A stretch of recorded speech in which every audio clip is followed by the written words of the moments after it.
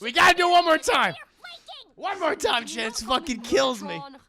Now that we're married. Oh, married. Married.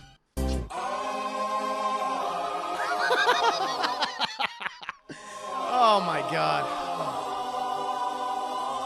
God, I love it every time. Hello, I just wanted to thank you for clicking on my video, and I wanted to let you know not only do I create content on my YouTube channel here, Class in a Glass, but I'm also on Twitch where I play single-player games, multiplayer games, I do movie reviews, cartoon reviews, and a whole bunch of other stuff. Also, it would be a big help if you can check out my Patreon where you can gain access to audio commentaries, reactions, and the ability to submit questions for my podcasts and videocasts. And all that content can be found in the links below. In the meantime, enjoy the video.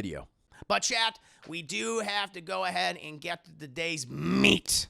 The meat chat today's show, which is Class in the Glass cast for your ass up the sass. Again, if you have me subscribed at the 2 tier levels, those being the Revenant and Juicy Gangster, you have the ability to submit questions to my Class in the Glass cast for your ass chat. And we have some people that did so over the last few days, so thank you.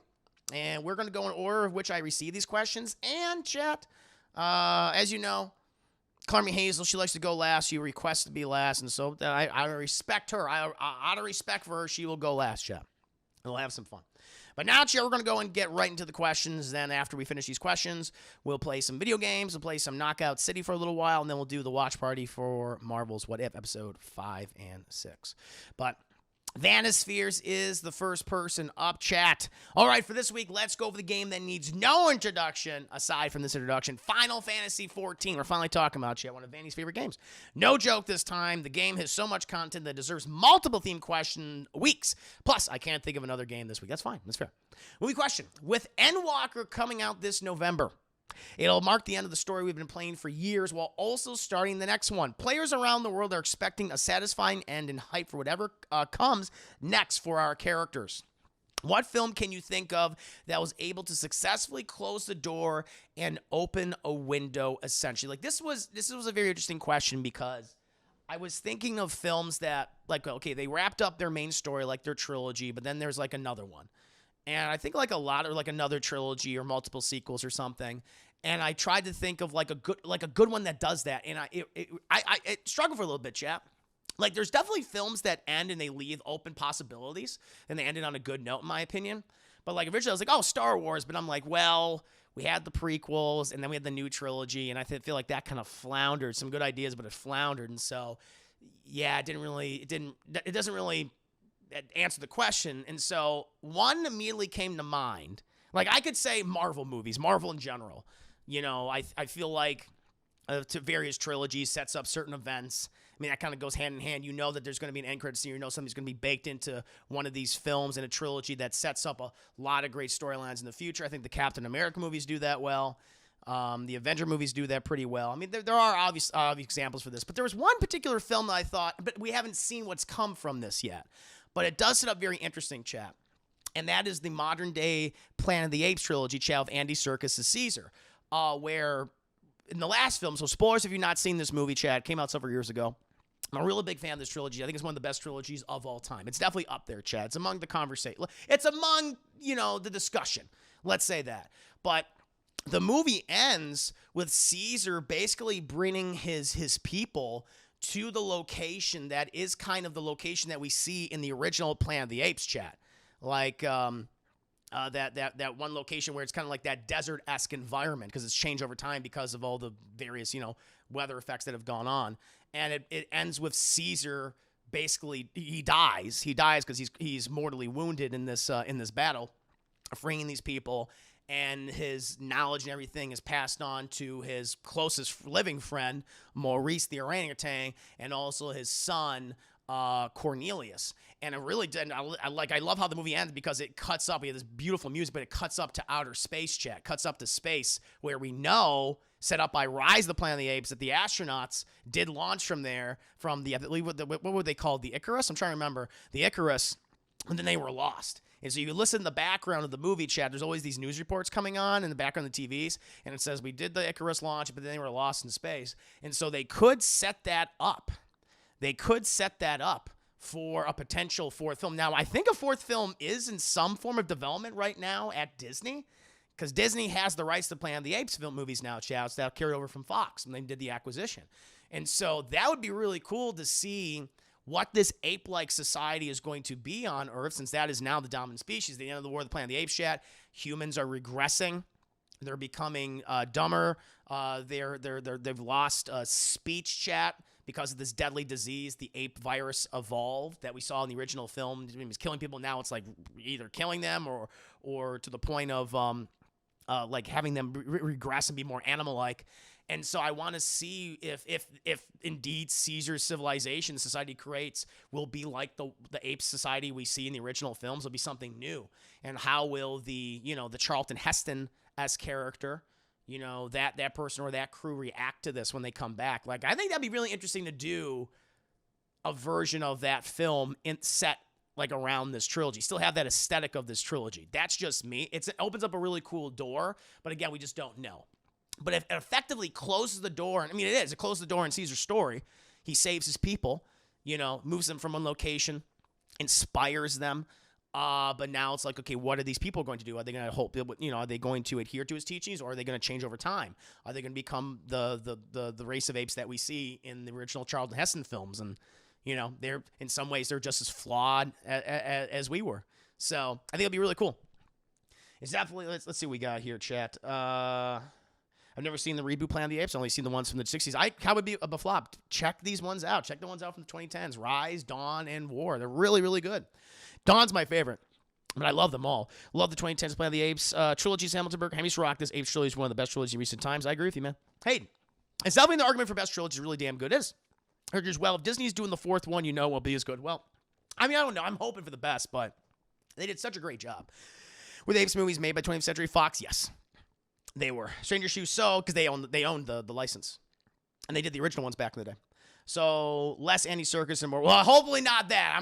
I don't want Tim Burton. That's the last thing I would want. I don't want to wish that on my own worst enemy. No, thank you.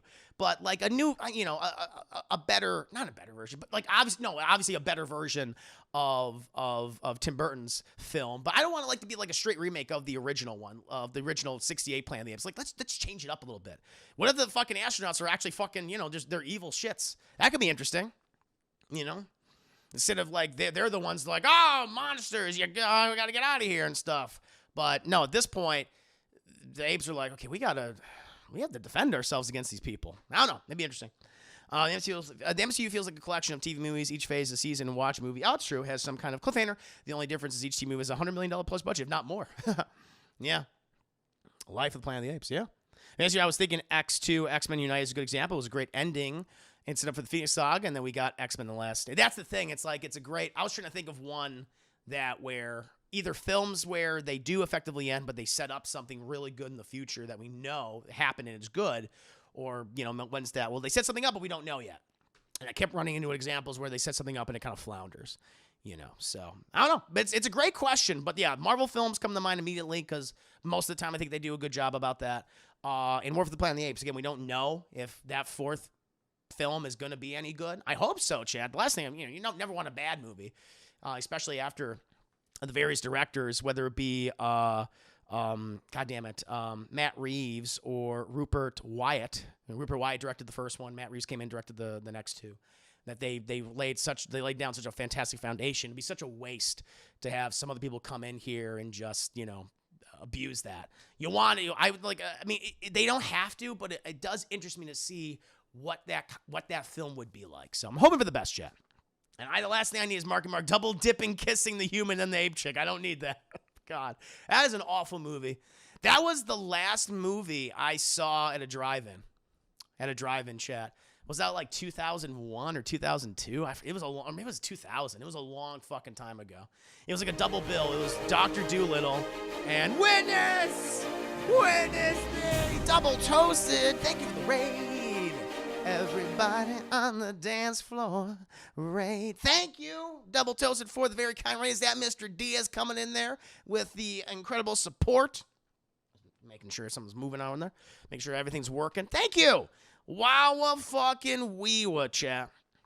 Incredible. Nick here. It is Nick. Nick here giving you a raid. Nick Diaz, one of the backbones of the community. Make sure the goddamn is the goddamn car. Good to see you, Nick. Appreciate that, my friend.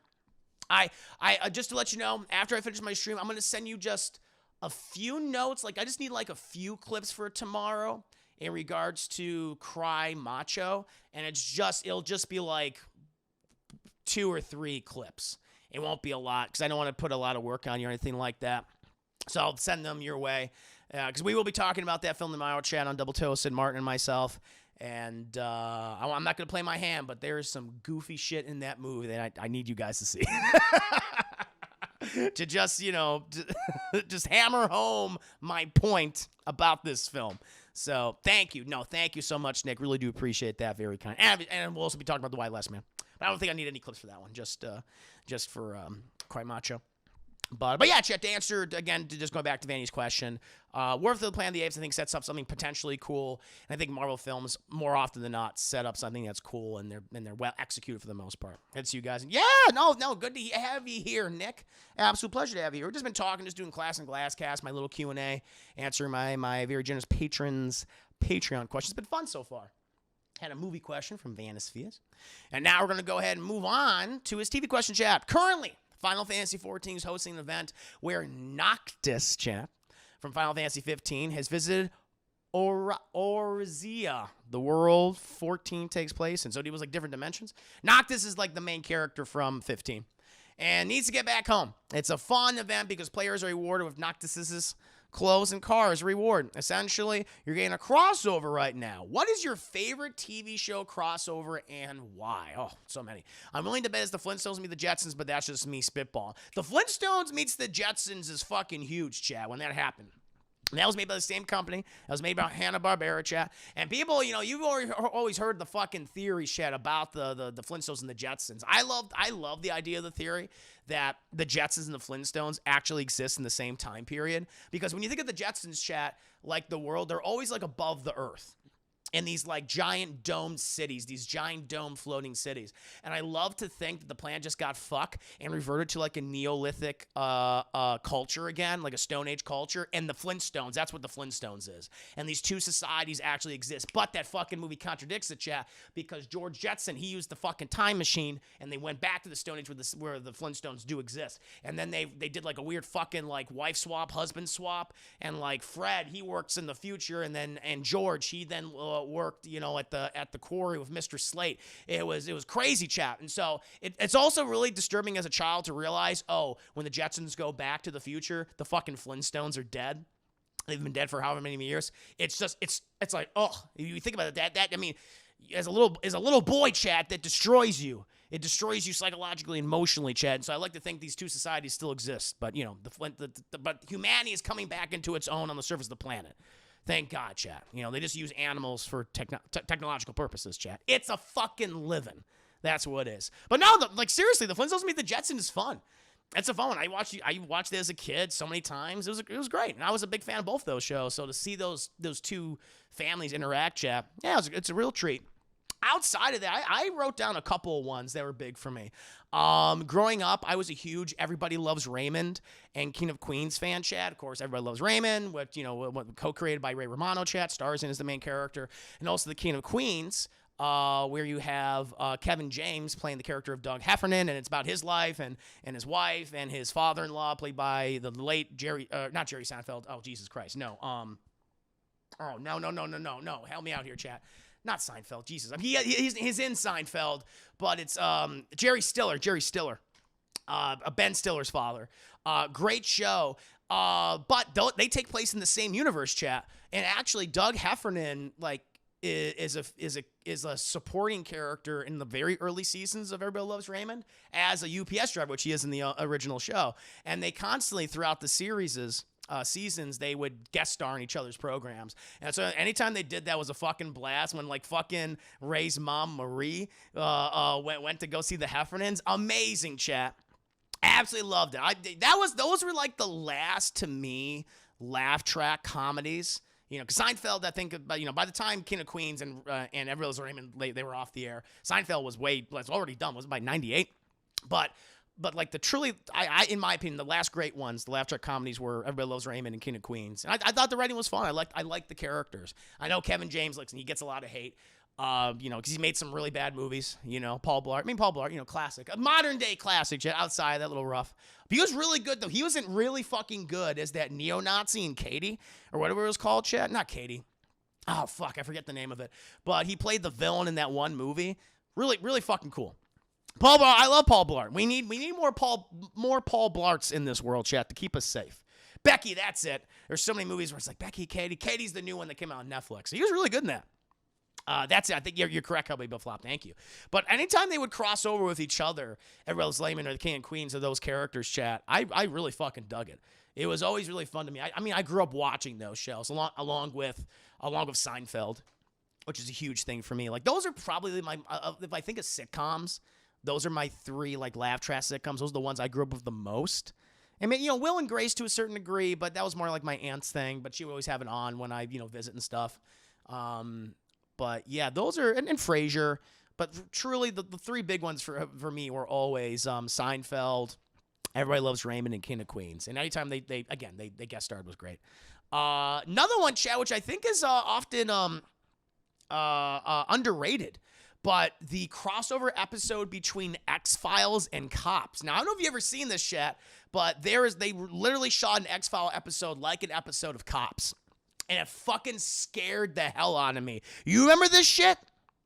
Do you remember that shit, chat, growing up when you saw that episode? Because it just felt even more real. Because everyone, Cops, like, very popular show, chat. I don't know if I know they canceled it and they brought it back again. But I don't know what's going on with that. But of course, in the 90s, shit was hugely popular. So was the X-Files. And they did a whole episode where basically the Cops show found themselves in the middle of one of Skulder and Jesus Christ. Mulder, I combined their names. I was doing like /fic chat, Mulder and Scully's cases, and they were hunting a werebeast, not like a werewolf, but like a werebeast who would take on like some Freddy Krueger shit, who would take on the appearances of your worst fears. And it was like, there's that, like, I really recommend checking out. You don't even have to like know about like X-Files or the history of the lore. You could just watch that episode and you'll be good. Really fucking terrifying. Like, I remember being like legit. That was one of the scariest episodes of the series because it was just so starkly different in how they filmed it. It was kind of like a found footage. It was a found footage episode, chat. And there was like this one guy who was being attacked by the werebeast took on the appearance of like this insect creature, and he was being like eaten alive. It's like there was some fucked up shit in that one. So that one's a big one, chat. The X-Files and Cops crossover was huge for me, chat. Hey, Chris, what was the episode of Messed Up Family Home, which they only broadcasted once, I believe, on TV when it was still airing new episodes and stuff. I think now that it's in syndication, they show it, but they only showed that episode once before it went off the air. Now they show it all the time. That episode was really fucking disturbing. Really fucking disturbing. But the X-Files Cops one I always thought was great. And it was a great crossover. Just the idea was like, oh, that's really inspired. And it was capitalizing on the success, the popularity, chat, of both Cops and X-Files at the time. Very smart of the producers and the writers. Another episode, chat. Power Rangers in Space, which, other than Mighty Morphin, might be the best series, Power Rangers series there is, chat. Because as we all know, after the events of Turbo, chat, the Rangers were defeated by Divatox, chat, and her acolytes. They fucking drove them off Earth. Okay, Zordon was captured by Darkstar, chat. It was fucking nuts. And the Rangers had to hightail it out of there, chat. And they were on the run. It was crazy. On their like Millennium Falcon-esque ship. It was really cool and really inspired. But they did have an episode, chat, where the Teenage Mutant Ninja Turtles and sister, they had a female. They had the whole crew. They had, Leonardo, Raphael, Donatello, and Michelangelo. But they also had a female sister turtle, which I'm not too familiar with her, but she was on there. And then episode Venus, is that her name, Venus? Oh, it makes sense. And it blew my little fucking mind. I wasn't a big Teenage Mutant Ninja Turtles fan, but I was like, whoa, this is awesome. I thought that was really cool that they combined those. So that was like really big for me as like a little kid. And I think it was like a two-parter because they always did like the two-part Ranger episode. So I was like, that was pretty goddamn neat. Oh, like Mona Lisa. Oh, was her name Mona Lisa?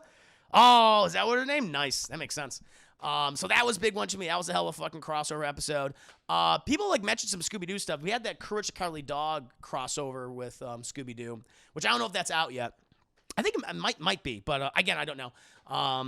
I was just shocked as anyone. I was like, oh, wow, people in 2004 are going to be so excited for that movie. No, I'm a Courage Cowardly Dog fan. I'm a Scooby-Doo fan. I'll check it out eventually. But one I really like, Chad, even for something I didn't really watch, but it was the Supernatural and Scooby-Doo crossover episode where you had the main characters of Supernatural, I don't know, get sucked into an episode of Scooby-Doo, like a TV, interacting with the game. They're just like pointing out all the weird tropish shit of Scooby-Doo, and they all fucking hating on Fred, and they were just lusting after like Velma and Daphne. It was really funny to me. That was, you don't even have to be a fan of Supernatural to watch the episodes. It's like, it's a whole nother fucking show. These two brothers who solve supernatural cases and aliens and fantasies and demons and all that shit get sucked in an episode of Scooby-Doo and act those characters. Really, really good. Really good episode, Chad. And even I could say that, again, not that I don't want to, I just haven't watched Supernatural, but it was really inspired. And one of my favorites, Chad, as a kid, before we saw Justice League debut, the animated series, in 2001 or 2002, I want to say, where brought all those characters together, you had Batman, Superman, those two animated shows, chat, crossover in World's Finest. It was the Superman's World's Finest 3-part special where you had, at the time, Tim Daly's Superman, you had Kevin Conroy's Batman, you had Clancy Brown's Lex Luthor, and you had Mark Hamill's Joker cross over for that 3 episode event, and it was amazing. I think that was also the first time we saw Batman, that new style of animation, because we had the original style, and then I think they had these episodes, and then that's when we got the new Batman Adventures, chat, like in 97, I want to say, or 98, where they changed the art style. Yeah, that was fucking huge. I loved it. That fucking 3-parter is excellent. I already love Superman the Animated Series, Batman Animated Series, but that was so good.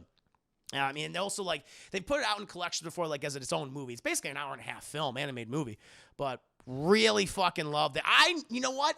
I was reading about that today. Sabrina the Teenage Witch at a Cross of Boy Meets World, and I can't remember it. Because I love Boy Meets World, but I can't remember that episode at all.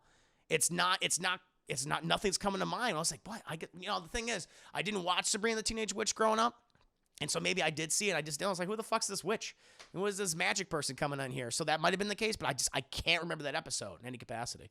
So I know they did like a Scream parody episode, which was really fucking funny. The Halloween episode, all the Halloween episodes of Boy World are great, but the one where they're all in college and they're all being fucking picked off and murdered. Like, they kill Mr. Feeney, chat. Feeney. They kill him, chat. They kill him. Oh, it was great. But yeah, those are my crossovers, chat. The Flintstones Meet the Jetsons was already very fun. Everybody loves Raymond and King of Queens, constant, crossover. X-Files and Cops crossover. Power Rangers in Space and Teenage Mutant Ninja Turtles and Supernatural and Scooby-Doo, chat. And Batman, Superman, and World's Finest. Screen parody was class. That is like top 5 episodes from the show. That one was so goddamn good. I watched Full House, but I don't remember they did a crossover with Family Matters. Yeah, I don't know. See, I didn't watch Full House. Some of these, there's so many shows out there. I know, like, they did so many crossovers. I know that, like, all the Law and Orders did crossovers with each other, and all the CSIs did crossovers with each other. I don't watch those shows. Millenniums and X. I'm not familiar with that one. New Girl, Brooklyn. I saw that one. And I didn't see that one, but I kept reading about that one. I was like, oh yeah, interesting. And you Scooby-Doo cartoons, the game making fun of their shows from the old shows. Yeah, I think that's funny. I like that, actually. I know you did last summer, Boy Meets World. Is that what it was? Yeah. I guess Scream, again, that was the 90s, so those types of movies were popular. Yeah. Oh, yeah, Arrowverse. Arrowverse does it all the time. The Supergirl episode, World's Finest, and Barry Allen appeared. That was big. They did the musical episode with Supergirl and Barry Allen with The Flash. Yeah, Arrowverse, DC Legends, or DC, what was this called? Yeah, DC Legends. I do all those crossovers on TV. That's true. That's a good one. No doubt about it. Millennium starring Lance Henriksen. Oh, yeah. I never watched that show, but I can't remember if Lance Henriksen. I don't know if I ever saw that episode. Friends, I'm Mad About You had some crossover moments with Phoebe and Ursula. Okay, yeah, I never watched those. See, there's some good ones though, Chaz. You coming up with ones I never did. Which is the Pembroke is the name of the Sabrina crossover, Chris. Oh, okay, yeah, I don't remember that. Yeah. See, when Zach and Cody met Raven and Hannah. See, I didn't like watch that stuff. I could tell when you guys are younger than me because like Boy Meets World is like the last live action Disney show I remember like watching, and after that, I don't know. I never watched like That's So Raven or Hannah Montana or The Sweet Life of Zack and Cody. That was after my time. So there is, Buffy and Angel. Oh yeah, Buffy and Angel, of course. Where what's his name? Angel was like he was a character like on the show, right? Wasn't he like her love interest for a while? But yeah, they did that. He got a spinoff with Angel. Yeah, Kim Possible and Lilo and Stitch crossover. I never saw it. I watched Kim Possible. I also watched the Lilo and Stitch shows. Someone also mentioned Lilo and Stitch and the Proud Family. I never seen those. And so so this is interesting, chat. Lilo and Stitch, Kim Possible, and the Proud Family all take place in the same universe. Blows your fucking mind. Billy and Mandy, the Kids Next Door. I did not know that. Wow, I did not know. I'm trying to think of were there any other big Cartoon Network ones? Star Trek. Yep. Star Trek Next Generation, Deep Space Nine. Yep, I knew about that one. Even Stevens. Did Even Stevens do anything? I can't remember. Lilo and Stitch had a crossover Recess and American. What? Really? With Recess and American Dragon? Oh my! I gotta look this up. With Recess? Wow. So all those shows are connected with each other. Recess. I'm gonna type in Lilo and Stitch. I never knew that. Recess. Holy fucking shit! Wow. Oh my god, that's fucking nuts. Just fucking. I never knew this. They literally found an alien. They never talk about that. And remember the Recess movie? I went to the theaters as a child and saw that. Wow. I never knew about this. And so okay, chat. So they have it all set up here. It's the Lilo and Stitch universe. So apparently, like, none of these other characters interact with each other. Like Lilo and Stitch, like they're the focal point. Crazy.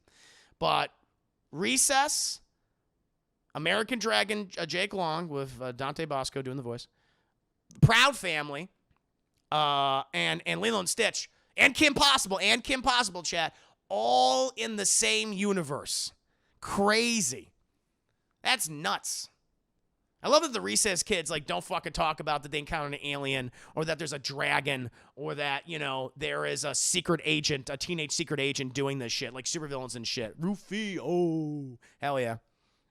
Dante Bosco, he's a great guy. Great guy, Chad. Always love seeing him and stuff. Always like hearing his voice. Got a very particular voice, Chad. I like hearing. Something about it. Zuko, man. Prince Zuko, one of the greatest animated characters of all time. Hell yeah. Our Carly and Fred. See, I didn't watch that. Yeah. See, it's interesting what you guys bring up all these shows. I know iCarly's super popular. Didn't they like bring it back recently? Because I keep seeing this meme of the actress. I don't know the actress's name who plays iCarly or the main character of that show. But I always see her like as a young kid, like drinking like some soda and shit, looking at a computer, and then her as an adult with like a fucking whiskey in her hand or something. I thought that was really funny. Yeah, but it has its fans. Miranda Cosgrove. Yeah, I'm just not feeling it again. It's crazy. Like, even though we're very close in age, like what we watch, there's a bit of a generation gap every time. Yeah, I just didn't grow up with those shows. Probably the new iCarly is really good. Is it like for? Did they make the show for like fans like who were watching it back in the day, but it's a little more mature? I'm just kind of curious about that. Remember when cartoons used to be on WB11, like Yu-Gi-Oh? Oh yeah, remember that? Yeah. Oh, neat. The new one's born. Yes. I think that's cool, though. I think that's neat. I might be wrong, but wasn't Static Shock WB? Yes. Oh, no. Static Shock's in DC. That was one of the other shows. They did crossovers. They did crossovers with Batman. They did crossovers with Justice League. I think there might have been a Superman. There was a Superman crossover as well. Yeah, all the shows that were in the DC universe. The DC animated universe, the DCAU, if you will. Batman animated series, Superman the animated series, Batman Beyond, Batman Beyond, the Zeta Project, which is the long forgotten one, but that took place during the same time period as Batman Beyond, following, I think, an android, Zeta, titular Zeta. Justice League Unlimited, which is basically Justice League, and Static Shock. Those are all in the same universe, which I thought was really cool. I mean, that's super fucking unique. DC already had such a well-established universe. Like, why don't you fucking bring those people in? Bruce Timm and Paul Dini and Dwayne McDuffie. You should have brought those guys in to help. I mean, Dwayne McDuffie sadly passed away a number of years ago. But, like, those other people to bring them in to help with the live-action DC films. Bah! No respect for people that work in cartoon and animation. It's bullshit. So, Static, a DC character before the show? Yeah, well, he was... So Static was bought by DC. I forget the comic book company. He was created by, I think, created by Dwayne McDuffie, I want to say. He was a writer for him. I forget Keystone Comics? What was it? I don't remember. Oh, Milestone. That's right. It was Milestone, but he was bought by DC. And by the time they did the Static Shock show, he was already in DC's pantheon of characters. That's what it was. Yes. Oh, yeah, the Jimmy Timmy Power Hours. They did like 3 or 4 of those, right? I remember those back in the day. I really love Jimmy Neutron, chat. Jimmy Neutron was great. I mean, the animation's probably ugly, but those characters are really fucking funny. I mean, Jimmy Neutron and Sheen and Carl Weezer. I love Carl Weezer, chat. He's so remember when Carl Weezer's ass got pregnant, chat? He had a pregnant ass. This is a children's animated program, chat. It was fucking nuts. Jimmy Neutron's super underrated. Like that went off the air far sooner than it needed to. I want to see more episodes. I remember that episode. He had an alien baby in his ass, chat. I'm not fucking joking. That was a great show. Oh my lord. This is great. Like I don't know how to describe it, but this GIF of how they perfectly synced Jimmy Neutron singing Gangsta's Paradise. I'm gonna play that for you, chat. Every time I see it, I laugh. I'm going to find that right now. We're going to watch it, chat. It's like, oh, my God. And I started to see that again when they had the first Sonic trailer, the movie come out, and they were using Gangsta's Paradise. But it fucking blew my... Let me get that open there. Jimmy, you know what I'm talking... You guys know what I'm fucking talking about.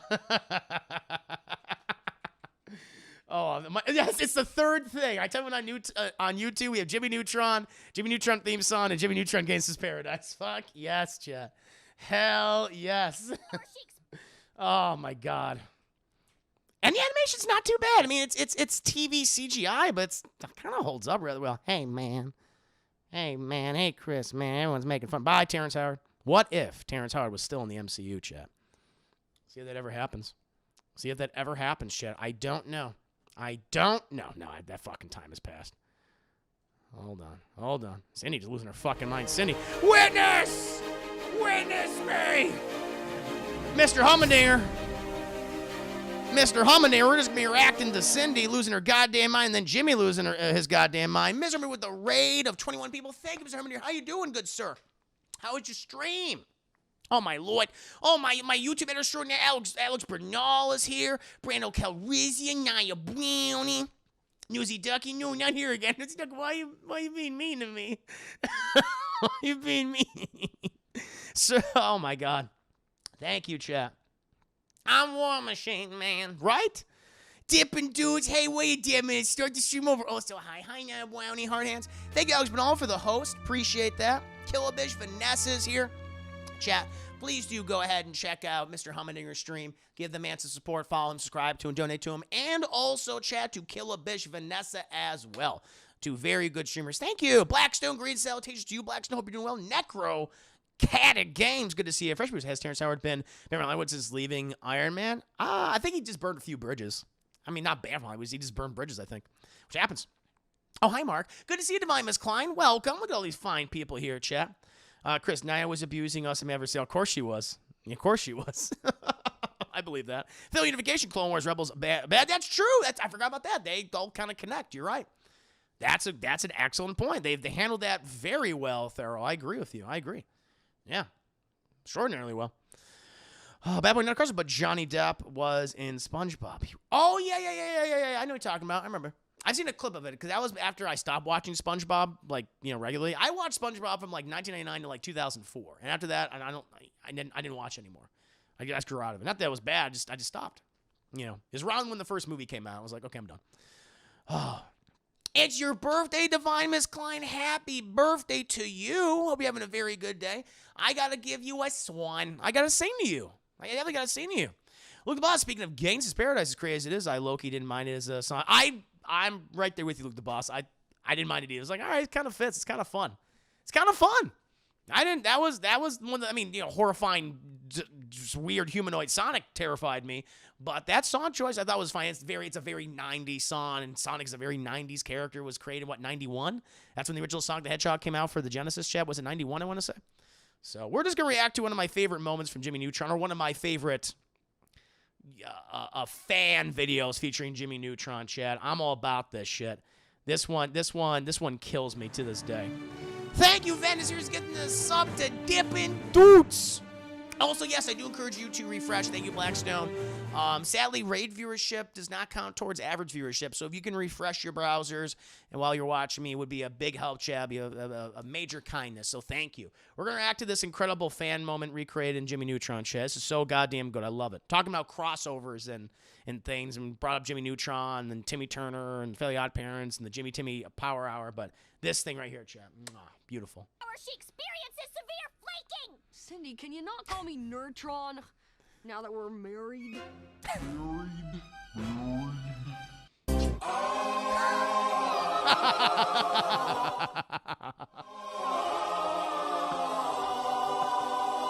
It's so fucking perfect. Wow. You just screamed for 4 minutes, Jim. We gotta do it one more time. One more time, Chad. It fucking kills me. NEUTRON now that we're married? Oh, married.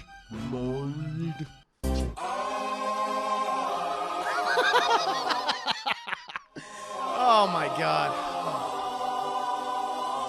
God, I love it every time.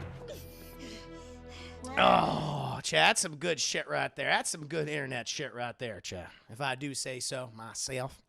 Is Brando Calrissian's birthday? Whose birthday is it? Brando Calrissian's birthday. What? Brando Calrissian, happy birthday, dude. I gotta sing to both of you. I gotta do it for Divine Miss Klein and you. Pick your song, Semnaya Buoni. Please do that, chat.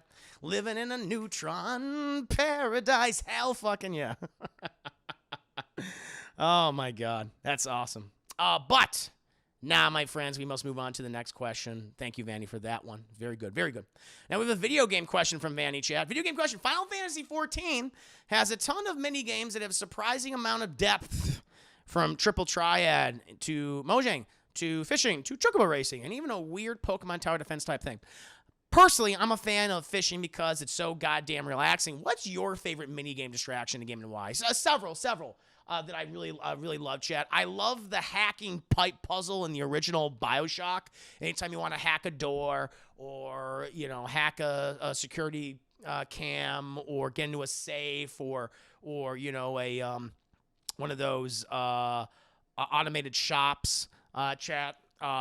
You got to do like a piping puzzle where you have this liquid coming, you know, through this one particular area, and you have to connect all these different pipes for each square and to get to the other end. And I love that shit. You know that I've played. You know, I'm not doing any spoilers for BioShock, so don't worry, I'm not doing any spoilers. Oh, you hate that puzzle? I fucking love it. I don't know. I know a lot. So many people did hate it, and they took it out of the series. I think they took it out of the series, and I fucking love that puzzle, man. It was so good. It was so good. I love the puzzle in Spider-Man. See, I'm the opposite. I hate that puzzle in Spider-Man. I really dislike that one, so we're on the total different wavelengths for that. But I love the hacking pipe puzzle in BioShock. And you guys, anytime we did one, I was always so happy. You saw me. I played BioShock on my channel many times. Like at least twice in my own channel and once on Double Toast. And I love that shit, chat.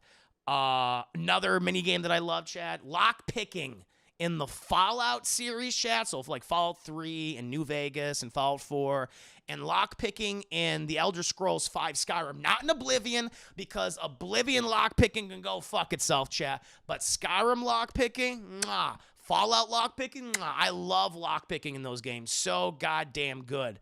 You got to position the fucking lock. You got to position the pick right and the lock. And all you get is like, oh, not too much. You might break it. You might break the fucking the pin, chat. I just love playing that. Yeah, the vending machines. Hack the vending machines always, man. You get those bonuses. You get you get a discount every time you hack them. Do that. You get some free stuff as well. Always love doing that. But I love lockpicking the Fallout series and Skyrim. I despise Oblivion. Me too, Stranger Shoot. That game has not aged well. Yeah, that is just, yeah, Skyrim is just, thank God for Skyrim. That thing is infinitely better. Really disliked Oblivion. I played that. Did I ever play that on stream? No, I never played that on stream. I don't think I ever will. I played that. I beat all the DLC. I was like, this was not worth it. This was time not well spent. But Skyrim all about. Another minigame chat, Pazak in Star Wars Knights of the Republic, which I hope they include in the remake. And Pazak is basically just blackjack, but it's just called something different for Star Wars. Always loved that minigame. It worked well. You can break the economy playing Pazak, making all these fucking bets, getting a whole bunch of really, really strong equipment early on in the game, and just fucking cut through all these goddamn enemies like nothing, shit, like a hot knife through butter right in the beginning of the game, Chad, because you just get all this fucking money. Really good. You can just overload yourself and have enough to spend on some of the best equipment you can get later on and when you get deeper into the game. So love me some Pazak, chat. Always place them fucking bets, and you can always fucking reload to save if you fuck up. It's very easy, chat. Gwent in The Witcher 3, chat, the Wild Hunt, basically like a Magic the Gathering-esque game, but in the Witcher universe. Really popular. I mean, you could play that game in Witcher 3, but you also can play it outside of it now, too. It was so popular. Like, CD Projekt Red knew they had something. So definitely a big fan of Gwent. I'll play a few Gwent matches someday when I stream the Witcher series, or at least Witcher 2 and 3.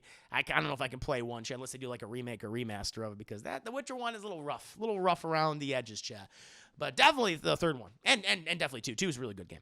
And the last one, chat, I was surprised by, but like golf, like it's funny, like in Rockstar games, there's like a shit ton of mini games, and some of them are really good, like, you know, a lot of gambling games, stuff like that.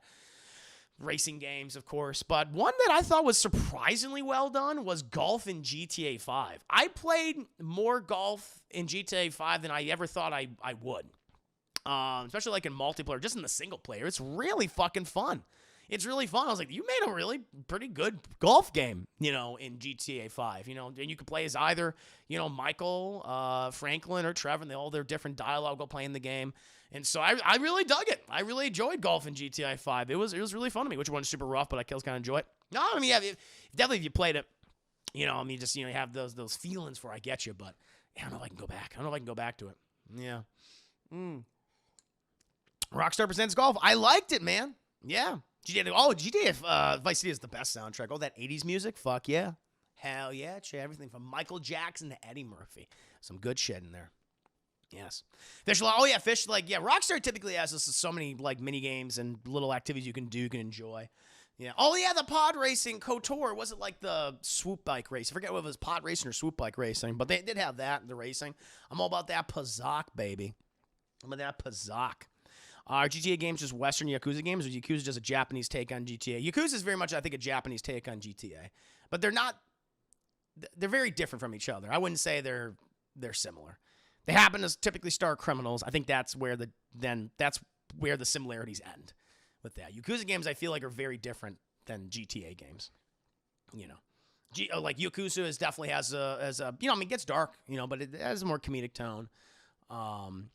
It's more irreverent than maybe even something like GTA, which can be irreverent, but yeah, it's I don't think they're like very similar to each other though. But those are mine, chat. Again, hacking, pipe puzzle in Bioshock, lockpicking in the Fallout series, and in Skyrim, not Oblivion. Fuck Oblivion's lockpicking is awful. Pazak in Star Wars Knights of the Republic, Gwent in The Witcher 3 and The Wild Hunt, and golf in GTA 5, chat. I'm all about that shit. Very good stuff. You guys have been recommending some cool mini games. You're putting out, you know, shouting out your favorites, chat. I never played Shenmue. I've heard it's like either great or awful. So I was like, okay, I don't think I can ever check those out. But now, chat, we have a content creator question from Vanny. In Final Fantasy XIV, there is so much content that's easy to skip out on major aspects. Sometimes it's been true. Sometimes it's been so long since a piece of content launched, and it's probably not even worth trying to do it now because it's not really relevant, unless you're an insane completionist. As a content creator, you mentioned ideas, projects that you like to work on, but due to your busy schedule, it's not feasible. What is one project that you would have liked to work on, but wasn't able to? Is now past the point of where it's even worth doing. It's not that like I don't have anything that's not worth doing at this point, like these ideas I have. It's a scheduling. Like I still want to work on the cooking show I want to do, chat. You know, maybe do that like once on a weekly basis, or maybe like a bi-weekly basis, just doing these kind of simple recipes and then being more experimental later on. I just gotta get a proper setup, and I realize I need extra things. That's just the way it is, because I can't just take apart this and then put it over there. That's just too much work. I don't feel like doing that. And so I definitely want to still work on that. What I am doing, though, to kind of, address like the watch parties, improve upon them, I'm restructuring those watch parties to be more conversational, where we'll definitely play the movie that'll end up going in the background. But they'll have people come on and we'll talk about the film. We'll hit these certain points, what we like about the movie, what we dislike about the movie, what we're mixed on, certain key moments, characters, have a discussion based on that. I think that'd be really interesting. And in turn, I'll record this. I'll put it out there for the people on Patreon, and then after like a week or however long, I'll make it free on YouTube for other people. I think that'd be like really fun to try something like that. You know, and I've also have another idea, like graphic novel reviews. You know, I can't do like single issue comics because that is a very expensive hobby, but I can do like notable graphic novels, talk about them, or do reviews for them or something. I don't know if I do like scene by scene. Maybe scene by scene breakdowns for like graphic novels or something. I mean, that is a possibility. It's not like I couldn't do that, you know. But I just don't know when I would be able to do it. But it is an idea. Now, that takes a lot of time, like to sit down and like read like a single graphic novel. Sometimes they're short, but sometimes they can be very long. But it's something I've considered. But nothing's out the door yet. You know, not that I won't ever do these things, but maybe if I do start to do some of these things, like what the watch party restructuring, like that is happening. That is set. That is going to happen. I'm going to do a test. I think I'll put up some examples of some films some people like really enjoy. Like we'll do some obvious ones. Like I'll have people vote on something like if I had like a couple choices off the top of my head, Raiders of the Lost Ark, Star Wars Episode 4, New Hope, maybe like Jurassic Park, something like that. And then we would vote, play that one in the background, then we talk about the film. I think that'd be interesting.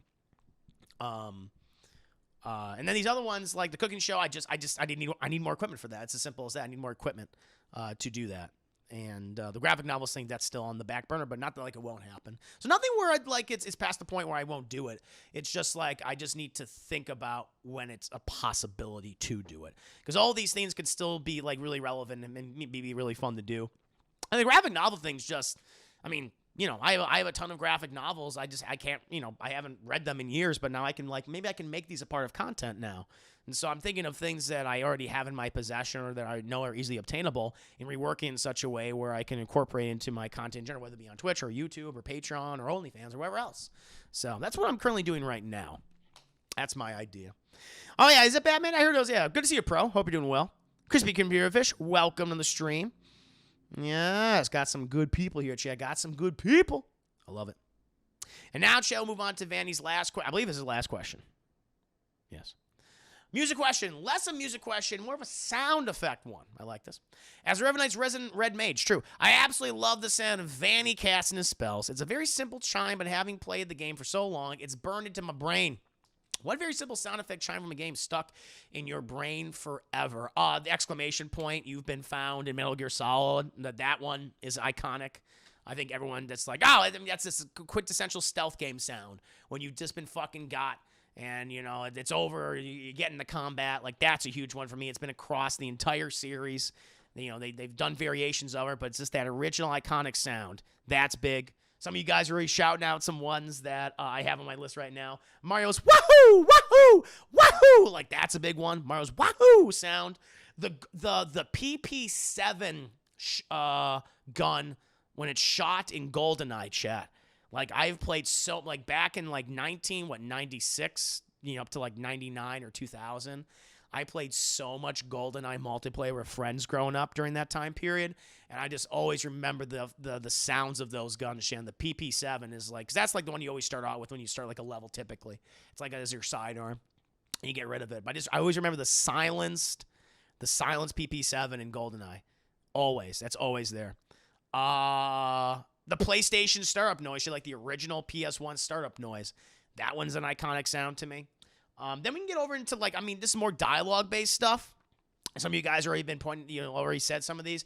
But Toad's hello! That just shrill, growly hello of his. Like, Toad just, like, yells everything. But because he's yelled for so long and so much that it sounds like his throat is tearing itself apart. Hello! Hi! Like, he always sounds like that. And so Toad just saying fucking hello, that's big. Scorpions, get over it. When you see get over here, that just brings to mind Mortal Kombat. I think when we think of Mortal Kombat, that's one of the first. That is the most iconic line in Mortal Kombat. You know, maybe your soul is mine. That's definitely there. Definitely. Or, you know, fatality. That's big, chat. Finish him, but get over here. That's a big one, too. Commander Shepard's, I should go. I mean, that one's a really personal one for me, chat. The fan base has embraced that line. It's been used to make fun of Shepard, but it's also very endearing. The BioWare has made fun of that line themselves and pointed out, it's like, yeah, he says, whether it's a female or a male Commander Shepard, they say, I should go a lot. So that's fucking Hadouken, of course, for Ryu and Street Fighter, big one. And then people have already been saying it, chat, but hey, listen from Navi. Just that you've heard all the fucking time. Hey, listen, shut the fuck up, Navi. Shut the fuck up. I know you're trying to tell me something I already know. Just please, for the love of God. Like, that one is just, it's just in my brain. I still hear it, chat. The Ocarina of Time, it's just fucking in there. Holy shit. See, Sonic Drowning, I'm not familiar with Sonic Drowning sound. Well, I might be playing Sonic 91 soon, chat. We'll see. Let's see what else you guys are saying here. Hey, listen. Yeah, Batboy, you got that. Moogle-san, Final Fantasy 3. Zelda chest opening, great one. Sonic's ring collection sound. I think of the one where he loses the rings all the time. That's the one that comes to mind for me. Yeah, what else you guys are saying? Final Fantasy Victory song, reloading. Oh, see, when I think of Left 4 Dead, I think Pills here. That is the line, a dialogue I always think of Lewis saying, Pills here. And I think that's the reason why he says that the most, because it was like a glitch in the game or something. Like a coding error, and he like always says it the most out of any of the other characters. But oh my god, yeah, Pills here is what I always think of with Left 4 Dead. But Reloading, they say that a lot too. But Pills here. The ping, the M1 Garand makes in World War II games. See, I'm not too familiar for that one. Sonic Drowning, Batboy, yeah, I hadn't played GoldenEye in a year. Oh, it's a great game, man. Toad sounded like he smokes Toadbacks. Oh, definitely. But he still has that squeaky voice, but it's like, ah! Yeah. Oh, Toads and Mushroom Kingdom talk like even the females. They all do. They all sound the same. Like Sway of Sword and Zelda is burned in for me. What? Yeah, that sound. That's why I just think of just Link sounding that way. Millennial Prince, me and my cousin would play GoldenEye all the time back in '99. Nice, man, same. He would always get me with the golden gun. Good times. Yeah, golden gun. No one plays Odd Job, goddamn. He always starts out with like a one-hit kill weapon. It's bullshit. Odd Job was he was shorter than anyone. He had a smaller hitbox. Hitbox in that game will fuck you. Like, if anyone who's Jaws, you get fucked because he's so big. And it's a lot easier to hit him. And Odd Job, he's like super short. And he's got that hat. And he's got like that black costume. Or not black, but he's that black suit. So it kind of blends in. Some of the colors are all, very darks on the level. So you don't spot him. He gets you. Odd Job player's the worst, chat. Oofa. Captain Bryce, we are leaving. That's an iconic line. I agree. What you got from, aliens, Marines, we are leaving. Very nice. Witcher 3 chime when you finish a quest. Hello, Star Fox lines, but it's, oh my god, do a barrel roll. Oh yeah, good one. Same as dying Super Metroid. Remember there was a glitchy Pokemon Red where you could get as many characters as you. Oh yeah, I remember that glitch. Hell fucking yeah. Yeah, I maxed out my Pokemon, broke the game. You goddamn right I did. Remember Metronome shit? Remember Metronome and Cinnabar Island? Remember that shit? It would kill your game. Hell fucking yeah. But a good one, Vanny. Very good ending question. Yeah, those iconic video game noise. You guys have some good ones as well. Very nice, Chef. Very nice. And now, my friends, we'll go ahead and move on to... I think I got another question in from someone else at the last minute. Let me go ahead and check if I did, chat. Let me see if I can read. Deadpool submitted... I believe Deadpool submitted a question, so I'll go ahead and read Deadpool's question. Now, I didn't prepare for this. I don't think... Or maybe I... Did I? Oh, no. Maybe it was... Was it... Who? Oh, hold on. Let me check. Maybe it was someone else. Because Deadpool, you made a comment on another thing, Deadpool. That's what it was. You provide me some lore, some exposition in regard to Gundam, which I was like, what the fuck's going on? Which I appreciated. Because I was fucking confused. I was like, wait, where the hell are we? Isaac submitted something, chat. Good old Isaac, that chicken Wayne. He submitted one. With platformers becoming... big again in the gaming recent console generations, may I ask where your platform journey began? What is the best platform you ever played, 3D or otherwise? Oh, so let me see here. So if you're talking like, okay, so 3D or otherwise, okay, I see what you're saying. Definitely in terms of let's start with 2D. The 2D ones, I mean, Super Mario Bros.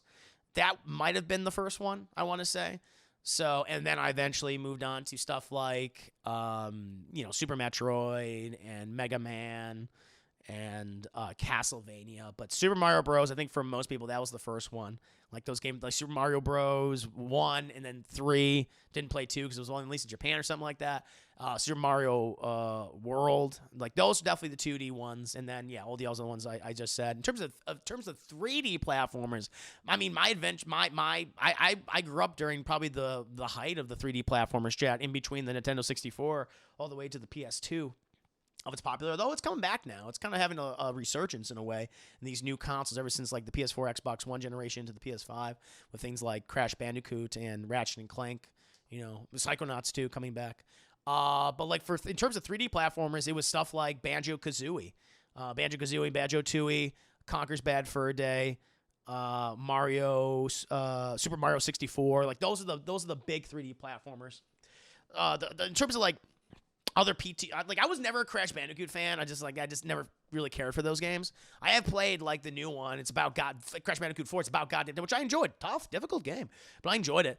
But in like the PS1, PS2 era, the ones that like immediately come to mind are definitely the Sly Cooper and like Ratchet and Clank and Jack and Daxter. But the ones that I have like a lot of affection for that I recall playing, there's a lot of is like Super Mario 64 and Conker's Bad Fur Day and Banjo. Really, I mean, one of my favorite games this year is a platformer, chat, and Ratchet and Clank. I mean, third-person shooter, platformer, hybrid. That's what it is, but excellent game, chat. Excellent. Spyro. I never played Spyro. I never grew up on Spyro. It wasn't my thing. I think I might have like played like a demo disc of Spyro like way back in the day, but I didn't grow up on it. I think I had like a demo disc for my like PS1 for Spyro 1 or one of the games on that system. Yeah, but I never played like through a mainline Spyro game, only like a level or two or something like that. Maybe at a friend's place. Yeah. Man, I remember like Donkey Kong Country. Remember that? Donkey Kong 64. Played that too. DK. Ooh. Donkey Kong. Some good shit, chat. It's your birthday, Film Freak? I have 3 birthdays. Oh my god, I gotta serenade all these people tonight, chat. Oh, Mega Man X, excellent game. Yeah, fuck yeah. On that SNES, that SNES. Some people say, I don't say that. I don't say the SNES, chat. I say the SNES. Come on now. I'm not a fucking barbarian. I'm not a monster saying SNES. Jesus. I never played Mega Man 64. I never played that one. Was that one 3D? I think they could do a 3D. They could do a 3D Mega Man game, but make it like Ratchet and Clank, where you do all the it's like you have all these different areas, these big open areas, and you got to fight the Robot Master, like fucking Metal Man and Cut Man and all that bullshit. But you then, when you defeat them, you get their ability and you can switch them out in combat and shit. Like you could do a really fucking cool 3D Mega Man game, but you just got to take inspiration from something like Ratchet and Clank and just like that art style. I could have, oh my god, like a 3D Mega Man game that looks like Ratchet and Clank, chat. Like it's cartoony, but it's like a Pixar movie. You can all of the various weapons and you defeat every single fucking Robot Master. You could do like a 3D remake of like Mega Man 1 or 2 or something like that, or combine them all. I mean, that would be so fucking cool. I would love that shit. I don't know if Capcom would ever do it though. But they're pretty. Oh, good to see you, Sissy, man. Very well. They're talking about 3D platformers and 2D platformers right now. But that would just, God, I would love that. Like, I would still want 2D Mega Man games. Of course, I'm a big Mega Man fan. I love the Blue Bomber, chat. But fuck yeah, that's what I want. I would love that, chat. Worst next year we're gonna play this. I love Pokemon Snap. A lot of people were hating on the new one though. They didn't like it. You could literally complete Pokemon Snap in 2.5 hours though. It's a full price game. And you could beat it in about 2. I just remember like going to Blockbuster, getting my photos printed at that kiosk and shit. Oh, so nostalgic shit. Yeah, I'm a big fan of Pokemon Snap, but you could beat that game in 2.5 hours and be like completely done with it. Yeah, be dead. Whoo, boy.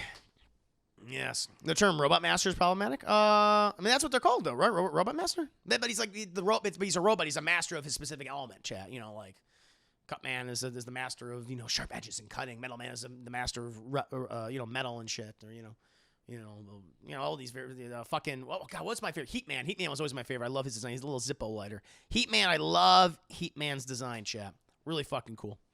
But no, excellent question, Isaac. I'd love answering that. Yeah, yeah. Grew up, the original Super Mario Bros. Playing all those, transitioning over to some other 2D platformers like, Castlevania and Super Metroid and Mega Man, like I said, and then 3D definitely did start with the Nintendo 64. Banjo-Kazooie, Super Mario 64, Conker's Bad Fur Day. Those are the three big ones off the top of my head. And then playing other ones afterwards. Robot Dad. I'll call them Robot Daddies. That'll be fine. That'd be fine. I guess you can say Cutman is an edgelord. Yeah! Hell yeah! Hell fucking yeah. Very good.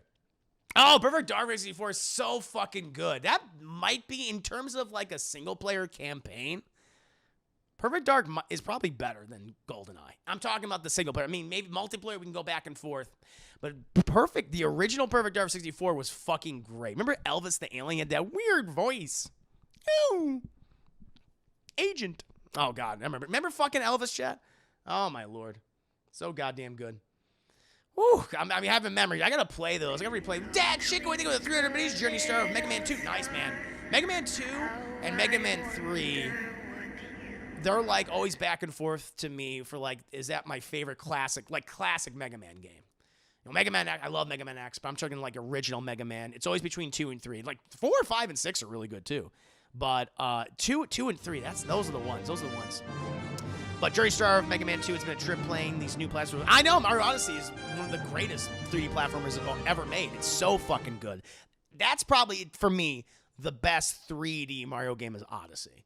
Because it's kind of hard going back to 64. Like 64, again, for its time, amazing. But it's dated now. It's very dated. And platforming's not great. Mario's very floaty and weird. Odyssey's very good. So I agree with that you're going. Thank you for 300 biddies, by the way. Very kind. And thank you to Thorough Unification of the Fall. Hope you've been enjoying yourself, Thorough.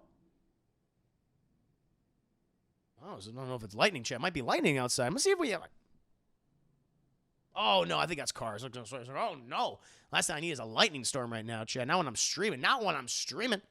Odyssey's is your favorite Switch game. It's great. It's definitely one of the best games of the system. One of the best games of the year came out. Really good. No, it's a really, really good Mario game. Oh, chat. But that was Deadpool. Excuse me, not Deadpool. I'm so sorry. That was that Chicken Wings question. That was Isaac Stevenson's question. Thank you. No, I know, Deadpool, you submitted that lore, that bit of lore in regards to Gundam, so thank you for that. Thank you for the context for that episode, because I was like, I don't know what's happening. I'm confused. But now, chat, we shall, again, thank you, Vanispheres. Thank you, Isaac, for being subscribers, chat. Rev Knight subscribers, Juice Game subscribers. Your support is extremely appreciated. Ducky and Henry coming with the 200 biddies. All chat, we're on the cusp of another hype train. Juicy, I'm playing... GOT4 on Give Me God of War difficulty. Oh, God of War 4. Gotcha. Give me God of War difficulty from scratch for the first time. I'm so stuck. Do you enjoy frustrating challenges? Do you find them unfair? I've come to a point where I don't feel the need to play like on super hard mode. You know, unless I'm going for like maybe it's like a particular stream I want to try. I just want to play a game and have fun. I don't feel the need to like prove anything. It's just like I just want to have like I don't mind like a video game that's challenging, but I want to make it where to the point where I actively am just hitting my head against a wall, because that's just not fun. It's like I will put games down and go like, yeah, this isn't for me anymore because it's too difficult. And so I don't feel that way. I know some people do. I just don't. So I'm all for just playing on the level I want to play. Thank you, Dad Chickwayne, for the 200 biddies, and Kazfe following up with another 100 Doge biddies. Thank you, chat. Thank you for all that incredible support. Wow, we would, chat. Judgment. Oh yeah, that's the isn't that the it's like Yakuza spinoff? No, we went with another 15 biddies. Thank you, chat. Appreciate that. Let's see, the hype train did hype train's activated. The cartoon poll is blocking it, chat. So, but a hype train did indeed activate. Let me go ahead, chat, and get the hype train. Thank you. We got 2 hype trains today, chat. Absolutely incredible. Let me go ahead and get that juicy music, that juicy remix, which you so deserve, chat. Thank you, chat. Bloodsucking Gamer. Am I too late for the watch break? Oh, don't worry, man. I haven't done yet. We're just going to be continuing on with the Class in the Glass cast questions. We're going to be playing a little bit of the multiplayer shenanigans, and then we'll go in the watch break. We'll do that at the end of the stream. Probably around 1. Chat, I want to say. Maybe a little earlier. We'll see. Yes. Yes, indeed. Thank you so much. Sorry, Vicious, September 22nd. We can check that out. Maybe start doing watch parties for that. Come now. Color, thank you so much for the gifted sub. Color, how you doing tonight? Apologies, I missed you earlier. Hope you're doing well. No, I have not done it. Don't you worry, we'll definitely do it. I was going to do it yesterday, but I was having some issues with Discord. It wasn't working, but we are doing it today. So you're just in time. No worries at all. Though we'll be later this evening, though. We'll be doing it later. But chat, I think we're kind of level 4 hype train. Thank you for all this patronage. You guys are too kind. It's way too kind, chat. Did you complete all the background? Oh, no. No, in order to complete all of them, you have to do some grindy parts. I'm like, I ain't about that. I ain't about that grind, chat. I was like, nah, not gonna do it. Like that. What was that fucking level, the lava world, where it's just like, it's fucking grinding all this shit. I was like, can't do it. I can't do it. And then that other one where everything was a poison. I was like, nah, not gonna do that. I did hunt a number of the Valkyries though. You can check out my God of War streams. I did like kill like I don't know like 5 of them or something. Did kill a couple of them. I think 5 of them. I think I like 5 of them or something. Yeah. Got to a lot of them. You could like, 5 of those little. Oh, yeah, those are. This is a pain in the ass, you know? If it was just the Valkyries, I would have done them all. Maybe I did. Did I fight all the Valkyries? I don't remember. I feel like I didn't. I feel like I would have remembered that. The guy was like, I'm done. Yeah, that's the other thing, chat. Like, once a game gets, like, super grindy, I'm just like, I start to, like, all right. Because God of War is an excellent game. I love that game. I love that story. I love all the side missions and stuff. Exploring that world's really cool. But the end games is kind of like, It's kind of weak, which is fine. I don't mind that. And I just move on to something else. But I just didn't like the grindy bits. When it came to the Valkyrie stuff, I was like, no, thank you. No, I think you left one because it was grind. That's what it was. And so, yeah, I guess I was like 2. I was like that one, and then I would have fought the Valkyrie Queen. So, 2 I did not do. 2 I did not do, chap. Didn't get to the fire one or the Nilfheim. That's it. So those are the ones. Okay, so I needed 3 then. Because the stinky one, and the lava one, and then the main, the Queen. So I didn't do it, chap. Maybe someday. Maybe I'll do some stuff off stream, and I'll go and fight. Make that for a thing. But, yeah. But, chat, seriously, thank you for that level 4 hype train. That was so incredibly kind of you. Chat, I deserve to toast you with an alcoholic beverage. That's what needs to happen right now. I'm going to go ahead, refreshen my drink, change up from coffee to a little bit of wine. Chat, I'm a wine daddy after all. And then we'll continue on with Color Me Hazel's questions, chat. After we finish Color Me Hazel's questions, we will go ahead and transition over to some gameplay in Knockout City. Then we'll finish up with some Marvel What If watch parties. But, chat, please entertain yourselves amongst yourselves. I'll be right back. Stick around, you crazy kids. Woo. Let's see here. Now, chat. Go ahead and continue on. McCopper's got a death threat. I'm sorry to hear that. Yeah, chat, there are some sick people out there. Yeah. Good to see you, though, Traber. How you doing? Hold on. Oh, no. The stream continues on. I was just getting a drink. Just getting a drink, taking a break after a very nice hype train. Yeah. Well, it's an absolute pleasure to have you here. Hope you're doing okay. It's been a hot minute since you've been here, my friend. It's been a hot minute, but welcome back. We can go ahead, chat, and continue on with the rest of the stream. We're going to jump into some of Color Me Hazel's questions, and I like to respect Color Me Hazel's wishes, chat. She likes to go last, and she's indeed last. And here we go, chat. The Color Me Hazel first question. Would you still work if your life partner made a 7-figure salary? First of all, I would love my sugar mama. I would love her to death, chat. There's no question about that. But yeah, I would still work to create content, chat, on Twitch, on YouTube, on Patreon, OnlyFans. I mean, I enjoy doing it. I still want to make my own money, of course. I don't want to be like a leech. I don't want to be a leech suckling on her nipple, chat. I don't want to be a teat leech. Don't be a teat leech, chat. Don't be a nipple leech, okay? Suckling on the big bosom, chat, of your sugar mama. No, I still would want to do this. I want to, I go still creating content, making it better for you guys on my various platforms. And yeah, there'd be, you have one of those too, Trey Bear? Congratulations, man. Hashtag sugar mamas. Thank God for them. Cheers and salute to them and to you, Chad. May the wings of as a feather, your shake those heaven as we speak. Happy to have you here tonight, by the way. But no, I would even if I had a significant other and they made a 7-figure sub, which would be amazing, no doubt about it, I would still want to create this content and still save money and still pay for things, of course. I feel like that's the least I can do. And, try to be the best husbando possible, chat. The best partner possible. There's no question about that. I'm not going to be like, all right, guys, I am married into a wealthy family. Goodbye, everybody. See you later, suckers. Like, no, I still want to do this. I love doing this. You guys have been so incredibly kind. I want to keep creating this content, make it better all the time. No, this is my life, and it's been great. I still want to, obviously pursuing a relationship and things like that. That's definitely on my mind, of course, but I absolutely love doing this. Swally, Oxenfree, thank you so much. The follow you, my new Huckleberry. Welcome to stream. Hope you're doing well. So yeah, the answer is yes. Of course, I still want to make content, work on this. I love what I do. I'm very lucky that I get to do this for a living. Because of you guys, because of your donations, because of your biddies, because of your support, your subscriptions, chat, on whether it be at this platform or YouTube or Patreon or OnlyFans. Like, it helps. Literally, you put food on the table for me. You help keep the lights on here. I mean, that works, and I want to keep doing this. I want to keep making it better for you guys and to ensure that you're getting the best possible product. And thank you for being patient with me. I really do. I really do appreciate it. You don't know how thankful I am. Thank you. But yeah, I would love my sugar mom to death. Hell fucking yeah. Yes, child pleasure. Anyway, what's a hill that you're willing to die on 100% of the time? So like whether I'm right or I'm wrong, obviously. So Chicago deep dish pizza is an inferior pizza. If you even want to consider it a pizza, it's more of a casserole, but it's inferior to like New York style pizza, chat. Classic New York style pizza, it is inferior.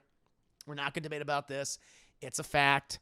Okay, I don't want to choke on my pizza because there's so much fucking cheese. It would literally get lodged in my throat and I would die. I would suffocate, chat. I don't want to like accidentally pass out on my pizza and then end up drowning, chat, because you would just drown in a Chicago deep dish pizza, chat. Just all that sauce, that cold sauce that wasn't cooked all the way through, and that cheese, chat, which just would get inside you. That'd be it. And that crust, chat. It has a pie crust, which is gross to me. Pizza should not have like a pie crust. I ain't eating fucking pumpkin pie, okay? I'm not eating a fucking pumpkin pie crust and then you put fucking mozzarella and tomato sauce. What the hell is this? And so I will die on that hill, chat. That hill, that mountain, whatever. Chicago deep dish pizza is obviously inferior to New York style pizza, chat. Classic pizza. All right? That's just the way it is. Best lap lyric of all time. Oh my God, man. Palm sweaty, mom spaghetti. That's probably it. I think we hit the cap. I don't think anyone has ever outmatched Rabbit, played by Eminem, chat, in 8 Mile. That is knees weak, palm sweaty, mom spaghetti. That's it. Rap has not gone over Eminem.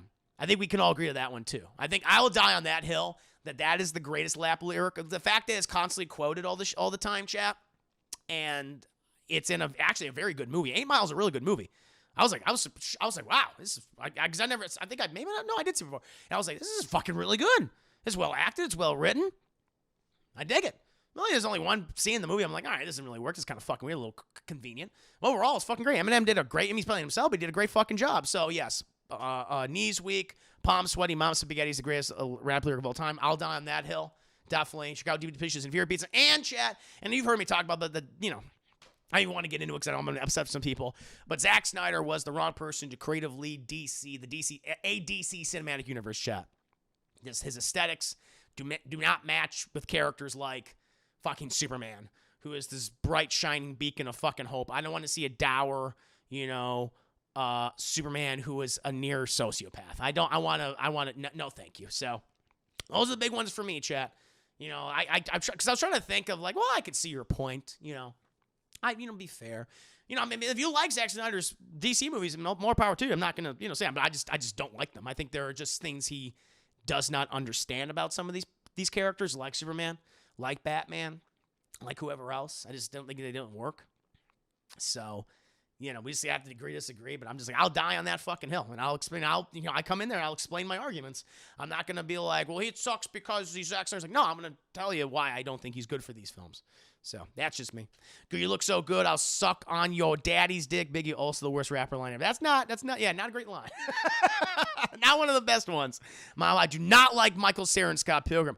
I know quite a few people who feel the same way as you, Bat Boy. I think he's fucking great. I know some people were really bothered by his casting. I like Michael Cera as an actor. I think he's funny. I think he's a good actor. I mean, he typically plays the same type of character, the kind of beta male, but I really liked him in that. But I know that was a controversial pick for that movie. I remember people were upset, but I thought he did a great job. But there were a lot of people like you that did not like his performance in the film. Yep, that's just me. Kenny messed up Star Wars. Kennedy. Oh, Kathleen Kennedy. I think it was a number of things personally. There's a number of things that affected it. I'm not one of those guys and Catherine Kennedy ruined Star Wars. There's a lot of contributing factors to how sloppy the new trilogy was. I'm not one of those. I'm never gonna be one of those YouTube streamers doing those fucking. Oh God, I just know I can picture it, chat.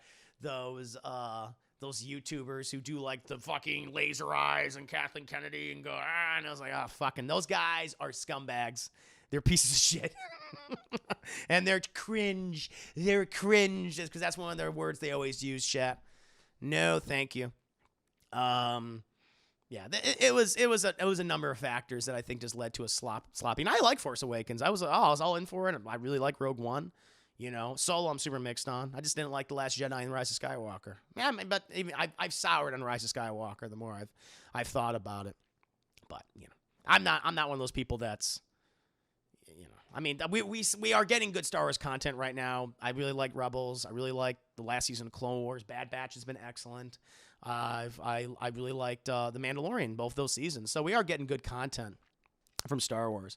I really like Star Wars Jedi Fallen Order, the video game. I'm excited for these other upcoming shows, like the Boba Fett series and stuff, the Kenobi series, good old Ben Kenobi series. There are still things I'm really excited about. So I watch Bad Batch. It's great. I really like Broadway Tone. Mm-hmm. I really dug it. I think Shyamalan is still capable of making good movies. Yeah. I know you'll die on that hill. I'm sure he is. I think he can. I just haven't really seen anything that's made me go. He hasn't done anything that to me that is on the same level as A Sixth Sense or Unbreakable, in 20 years. He just hasn't. So, yeah. But no, good question, Coney Hazel. Those are the ones I would die on. In regards to Chicago deep dish pizza, inferior pizza to regular pizza and just New York pizza. Knees weak, palms sweaty, mom spaghetti's the greatest rap line ever. No one's ever gotten that. Tupac, get out of here, Tupac. You couldn't even touch Eminem. I say this not knowing anything about either of them. People are going, what? I don't know, Chad. I literally don't fucking know. I'm just saying names that I know are rappers. I'll just say all that. I don't listen to rap. I don't listen to a lot of rap. So someone's going to take that seriously and lose their fucking minds. I just don't know. But I did it for the hell of it. And yeah, I just think Zack Snyder is the wrong person for creative lead of DC Cinematic Universe. I just don't think his aesthetic matched with these characters. DC is a rainbow, chat. It can be a dark and nitty crime drama. It can be a space opera. It can be a inspiring story. A bright, inspiring story featuring an alien trying to fit into our society. It can be all these things. And when they combine them to one thing, that's when it's truly unique. I don't want them all the same tone, all the same color palette, all the very nihilist message. They don't all need to be that. So, but I've talked about that many times. Now, chat, this is a good question. What is true, but we as a society, chat, we live in a society. As Jared Leto's Joker once said, chat, what is true, but we, as a society, are not to have a conversation about? I think there's one that came to mind immediately, and I think one that would just fucking break, I really do think would break people's minds and cause panic, but that we are not alone in this universe. That there are other species far more advanced than us and far older than we are and have been observing us for quite some time. Yes, we have all these UFO footage and shit that's been coming out and all these declassified things. But if we're visited by, if it's this is cold hard fucking fact that there is a far more advanced alien civilization out there, I think it would break people's minds. I think it would change a lot of people's perceptions on religion and just our origins and stuff. But like, I do think that there are obviously, we can't be the only sentient species in this vast universe. You know, I'm very much a believer in there's clearly other alien cultures out there. You know, they probably have visited us. They're probably observing us. You know, I'm very much, I hold to the Stephen Hawking idea that we shouldn't fucking interact with them, because he said it will be on the same level as something like European colonizers coming over to the Americas and what they did to the Native American shit, the indigenous people. I'm like, yeah, it sounds about right. Or they would just look at us as so inferior that they would just like, oh, you're like a fucking ant. Who gives a shit? You're nothing to us. Like that's scary. That's scary. Or they'd be like, you're not ready to join the Galactic Council of Races or something like that. You know, that it could be that situation, because we're so fucking primitive still. And I was like, yeah, you're probably right. But I think that would break so many people. And you have all these people that would come in here and they would get angry and they would instill panic and, you know, in other individuals, just because that is our society. We like to do that. We like to raise it to the fucking highest degree possible, the highest temperature, to get people angry. But yeah, I think that's one of those things. Like, there has to be a far more advanced civilization that's far older than us, and it's probably been observing us and our ancestors for quite some time. So I think that's the thing that will fucking break people's minds. There's some people that believe that, like, nah, aliens aren't real. It's like, they obviously are real. That we can't be the only species in the universe. The universe is so vast. We are a fucking little dot. We're a backwater world.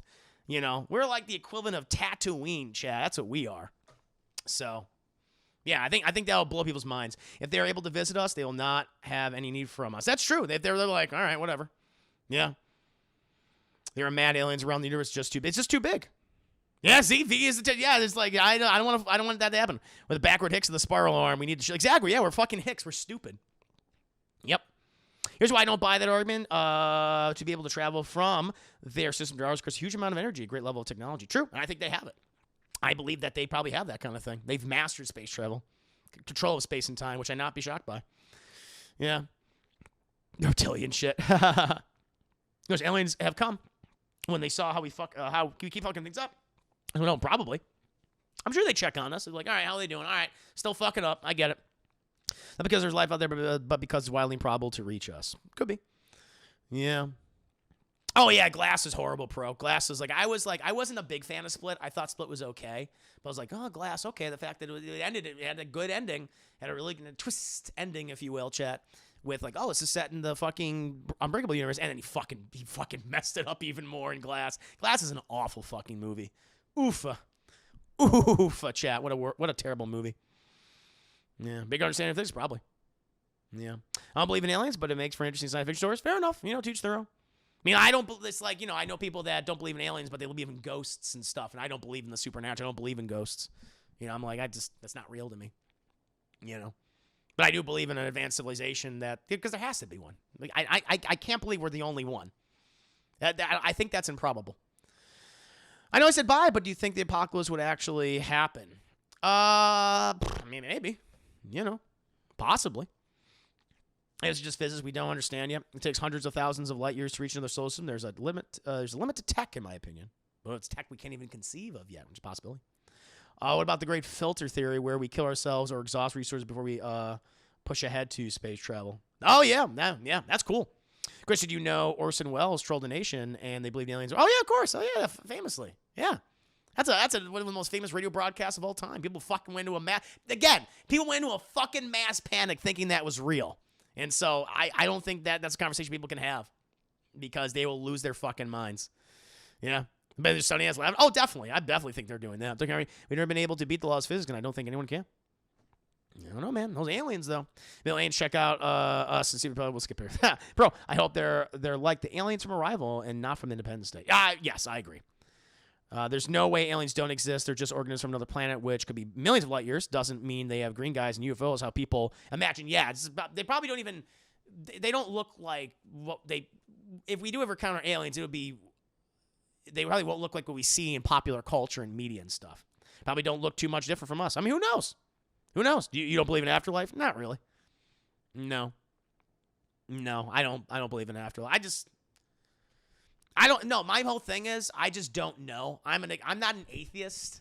I'm an agnostic, you know, or I guess you can get to say maybe I'm also maybe a positive. Like I just don't know. I don't think there's any. You can't put anything in front of me to say like, well, you know, there is obviously a God. It's like, where's your proof? And I don't think you can put anything in front of me and saying that, you know, that there is like maybe there is something out there that created us. And then I'd be more of a deist maybe. Like maybe there is a godlike being or beings or something, and they did create this, but they're uninterested. You know, I think that might be it. But I'm not a believer in the afterlife. I'm not a believer in like a specific religion. Yeah, I was raised Catholic, but I fell out of the faith many years ago. It was like, it doesn't make any fucking sense. You know, not to disrespect anyone that has these beliefs. I mean, please believe in them. That's fine. That's your choice. But for myself, I just don't personally believe. I'm not an atheist where I'm saying there is no God and you know, that's a fact. It's like no one knows. I don't know. And so that's why I never say that I'm an atheist at all. Because you don't have that certainty. I think when you have both of these things, when you have these people who are theists and you have atheists and they have certainty, they believe. Whereas I'm in the middle and going like, I don't know what to believe. And so I'm more of an agnostic or a deist where I'm open to the idea of a being or something or a godlike being of creating us. But do I think this godlike being is based in Christianity or Islam or Hinduism or any other religion? Judaism is like, no, I don't think it's related to anything. That's how I feel personally. The TV series in the 60s, the allegory for communist paranoia, but a fantastic show. Presenting glass with Shyamalan he did not learn his lesson. Knowing when I like be able to properly test something to say it is real. We're in the midst of a climate change. We are heading to the bottom. I know it could happen. When I was open, magic, the supernatural is just an unexplained science. So technically, magic exists. It's just because mundane when we can't explain it. Prince, I thought glass was okay. Bruce Willis looked so. Oh, he did. He did. He did not do a good job. I mean, he's bored in general. Last time he gave a shit was in Looper. That was the last movie where I thought he really cared. After that, nothing. Bro, wait, Chris, if aliens could reach Earth, that means they have achieved faster than light travel. Yes. So why would they have need for us? Who haven't put a human on the Earth's planet to us yet, unless it's help us altruistic? Maybe. That could be the case. I just think that these aliens definitely have mastered that kind of technology. I think they have. Who's to say they didn't? Or they haven't? I mean, I don't know.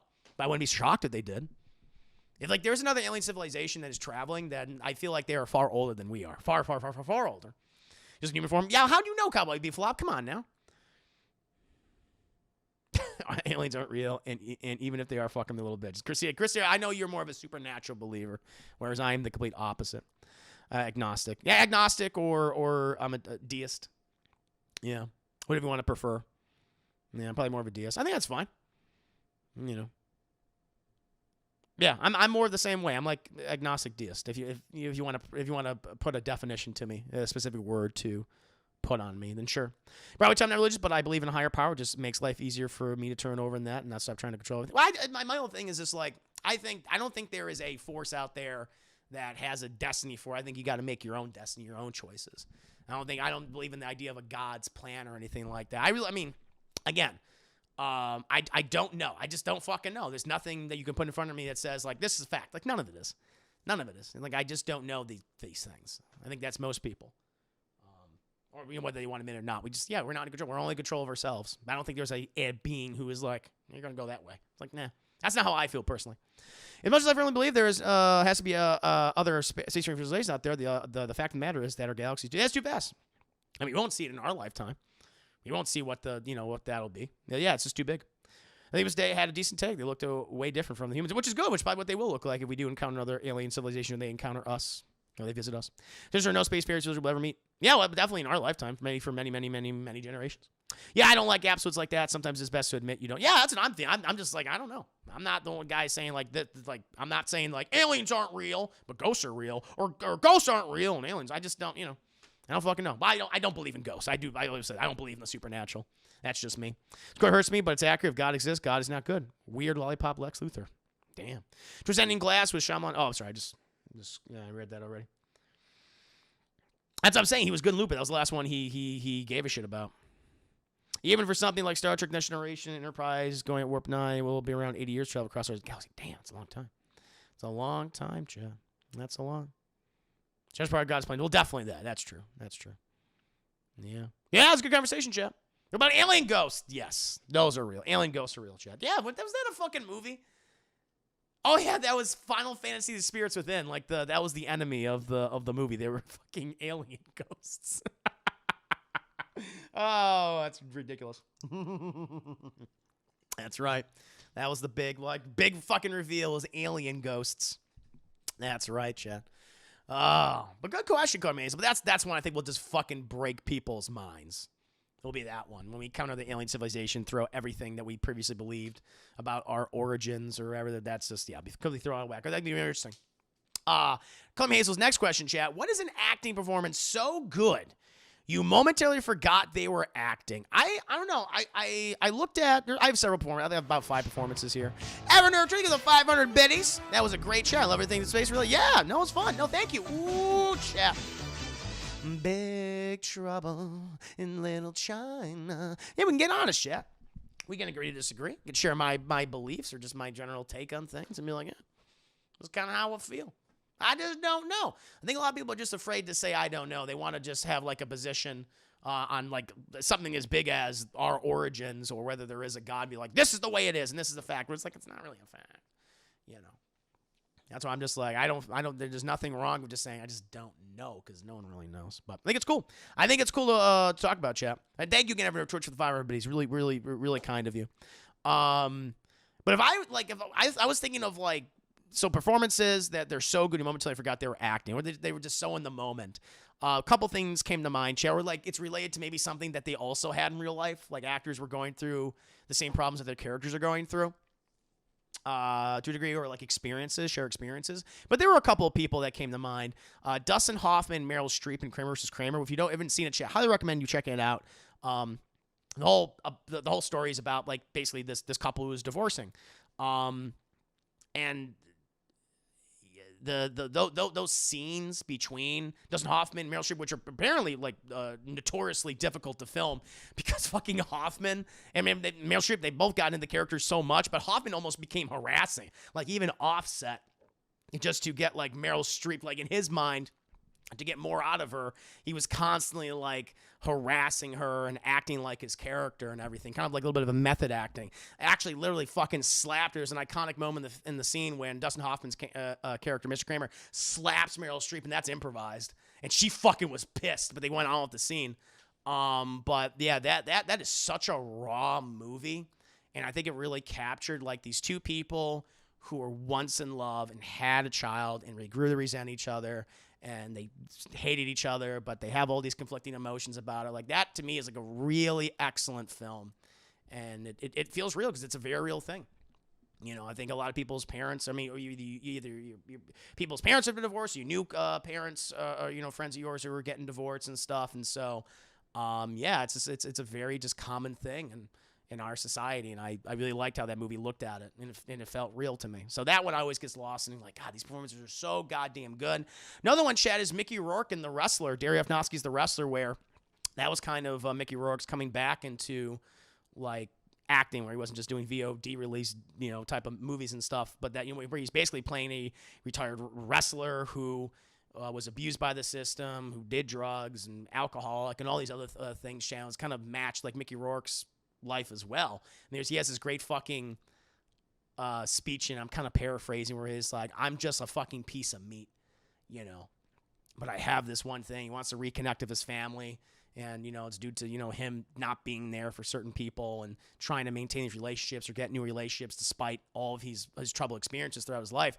The Wrestler is so goddamn good, and his performance it's so emotional. And because so much of his character, I really tried to think of like actors' performances that relate to something in their lives that are happening, and that lot of Mickey Rourke's life is in that movie. And like the trauma of it, not like the circumstance of him being a wrestler, but just the trauma of it and what his character is going through, how they relate to his real life. So that's a fantastic performance. That felt so earnest. That's a very earnest role.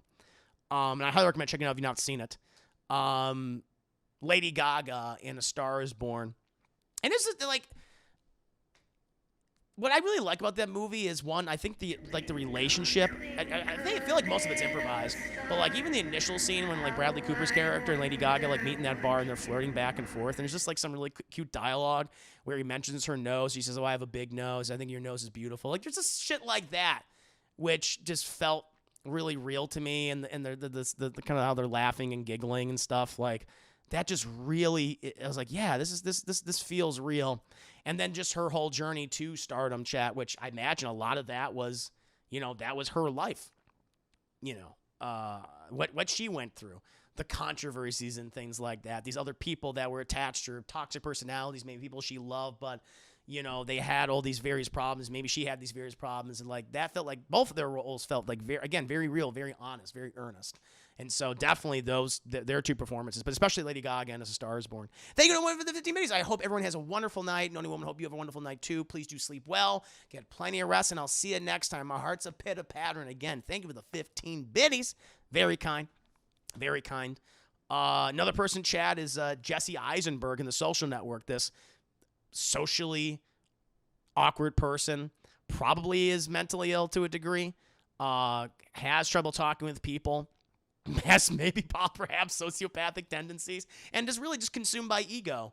But it's not like I'm like, like he's fucking laughing manically in the corner of a room in a straitjacket. It's just a guy who had this idea, who was, he took from other people, inspired by, or he grew it, it became his own creation.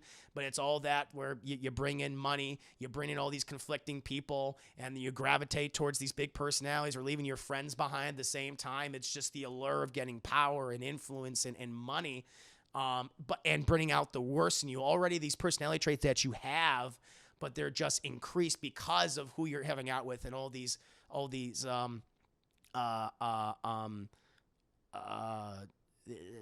these things that just influence your worst aspects. And I think he did a great job with that. Like, I just love that one scene. It was the scene I'm like, oh yeah, people were very, obviously he played Lex Luthor, didn't really like his take. Again, not his fault. But like, I'm like, I can see his Lex Luthor, that fucking scene when, because of his ego and because of his idea of himself and his influence and his money and his status, I love that fucking scene when they're in the not in the courtroom, but when they're having the meeting between all the lawyers, that discussion, and the lawyer's asking him some questions, and Jesse Eisenberg is like, it's raining outside, and he's like, is the rain? The lawyer's asking him, he's like, is the rain more interesting than what we're talking about right here? And he goes, yes. And he's like, do I have your attention? He's like, you have the minimum amount. And he goes on this whole fucking spiel, and it's like, Jesus fucking Christ, it's so good. It's like, that's Lex Luthor we needed. And we did not the one who was laughing manically in the corner like he did in that movie. The red capes are coming. The red capes. Because like, no, I want that fucking Jesse Eisenberg, Mark Zuckerberg, Lex Luthor. We didn't get it, but so good in that movie. That felt so real to me. Just a person consumed by his own ego, and his wealth. So that felt, and it wasn't over the top.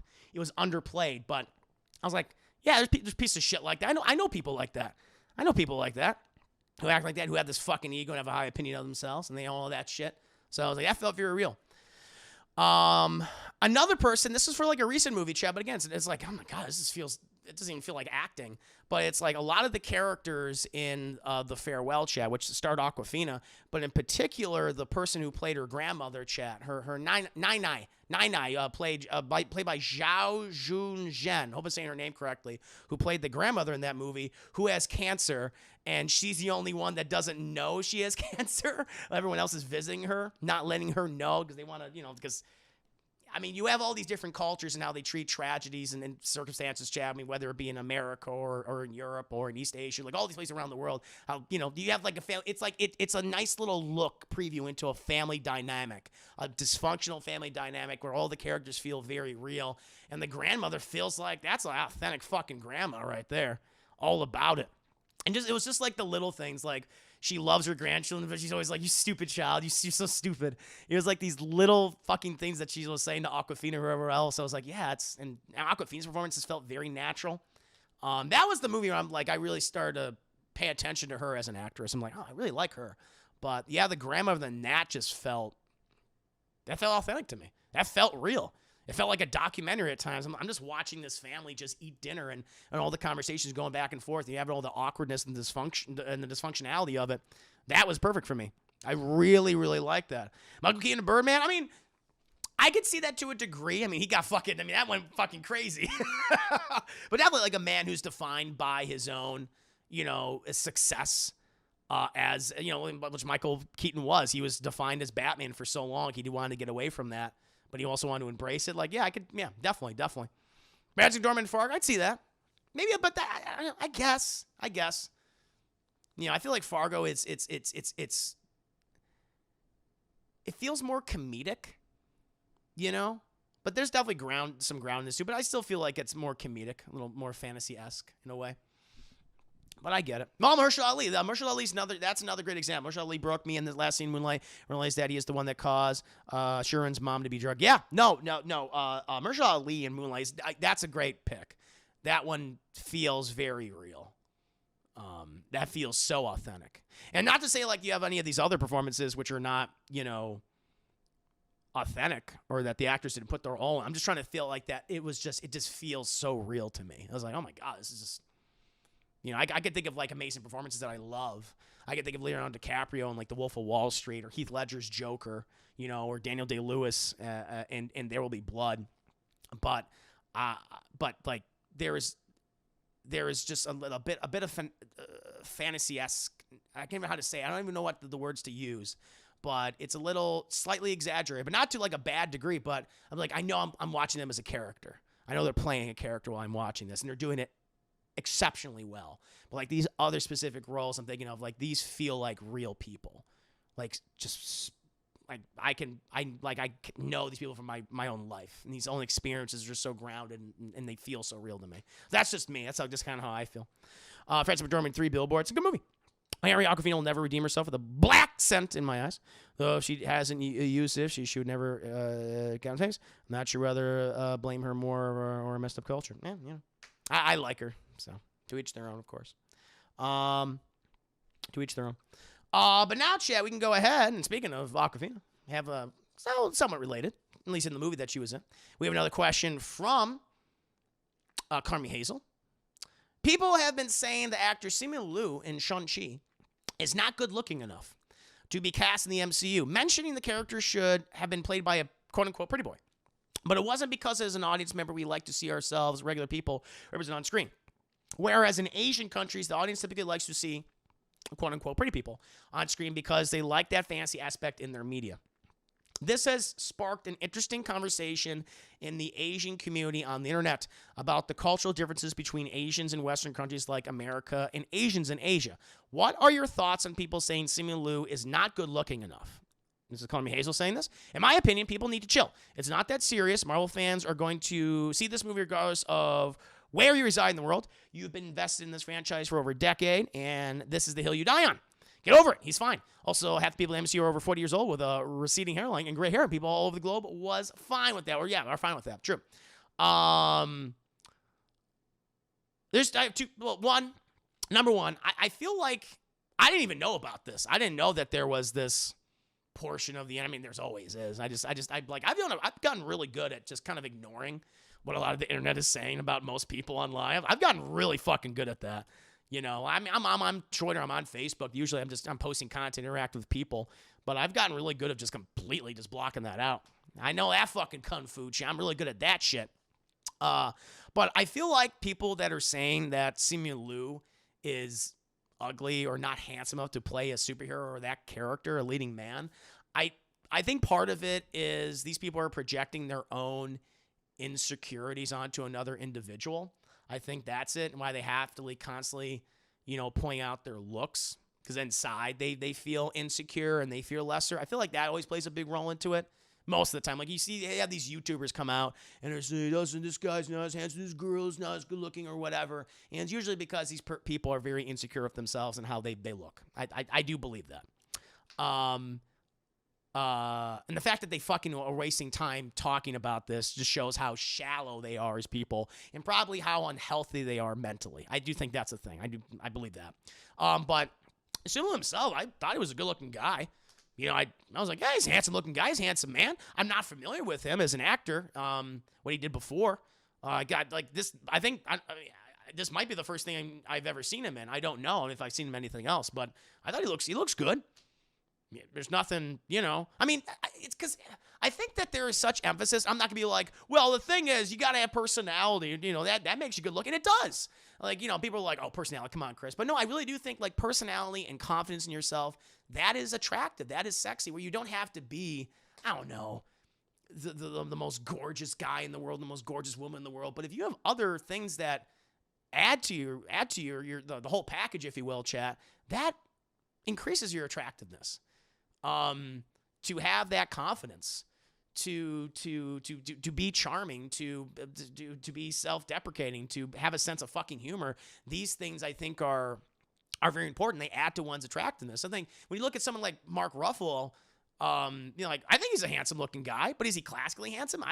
Probably not, but he has all these other things. Like he's talented, he's funny, and it works for him. And I think he's a handsome guy. Anybody, I think I could apply to anyone in the MCU, or all these other actors who maybe not have the classic handsome looks. They don't have that fucking jawline, that sharp jawline, chat. They're all dark-haired and blue-eyed or whatever. Like it doesn't matter. You can have all these other things that really add to a person's beauty. So with Simu Liu, I always thought he was a handsome-looking guy. Again, I'm not familiar with him, but he's like, yeah, handsome-looking guy. Yeah, movie star. Yeah, definitely action here. I can see that. Yeah, I was never really I never questioned his looks. I was like, yeah, perfect. Yeah, there's no one like I think they got a whole bunch of good-looking actors for the movie. So the fact that people are complaining about that, especially like apparently Asians. Now again, I haven't really read this. I'm just going by your question. That Asians in Asian countries. So I assume maybe it's not playing in China, right? Like it's banned in China because China wants to ban everything. That they're complaining that he's not handsome. I mean, that's weird. That's a weird fucking cultural thing. I definitely want to like look into and stuff. But I guess it's based on their media. I think that's a big thing of it too. Like we are so obsessed with media and how celebrities look. Like you always have those people that are trying to achieve the look of various, stars, quote unquote stars or celebrities. And it's like the reason why all these people look the way they do, the reason why all the men have that fucking great tan and they got a fucking six pack and shit is because they have money. They have a nutritionist because they can pay for that nutrition, all the money. They have a fucking trainer. They have to pay $1,000 an hour to have them maintain that shit. Like it's all these things people want to attain. It's like, that's hard to even maintain for them. And you have all these people that are like, no, it's possible. It's like, it's not. And that's fine. You don't need to achieve, you don't need to be that. But I think it's just this obsession that our culture has, and various other cultures have around the world, of celebrity, of that higher status. And like, yeah, we need to achieve that in order to be as good. It's like, no, you don't. You can be just as good, but in different ways. You can still be beautiful.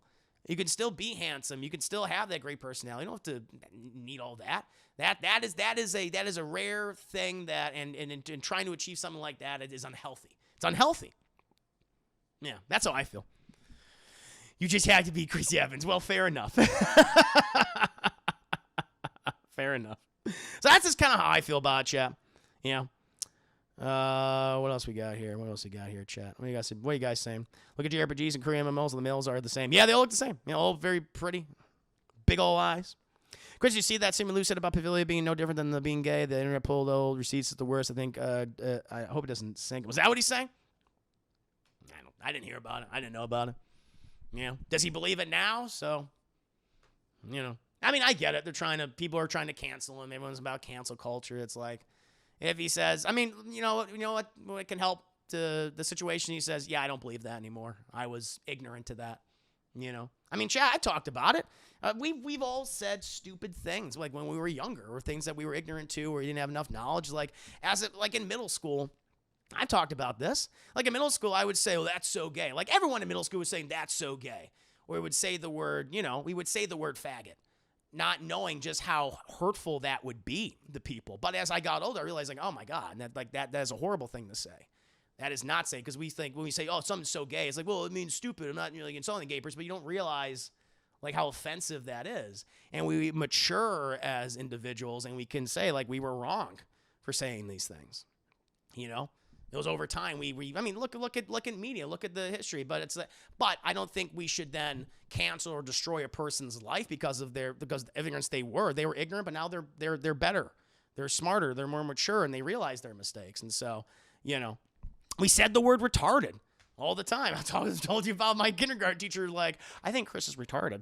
Like, it's so I'm not. I'm not canceling.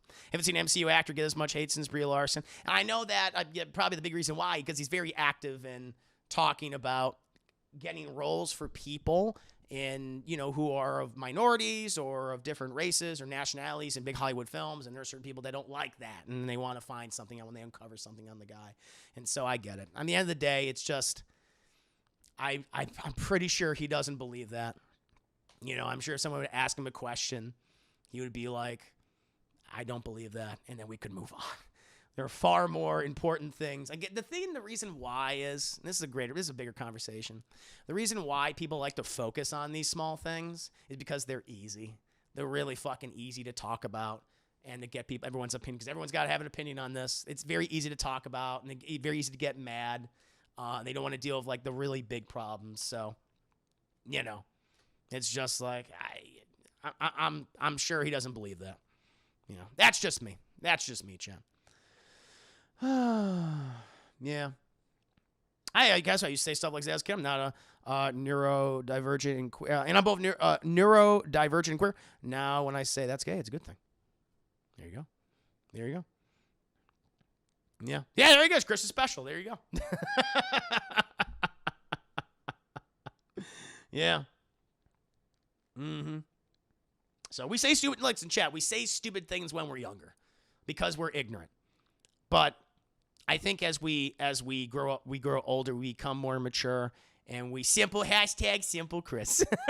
Hell yeah. But we become older, listen, I've talked about this in regards to like morality.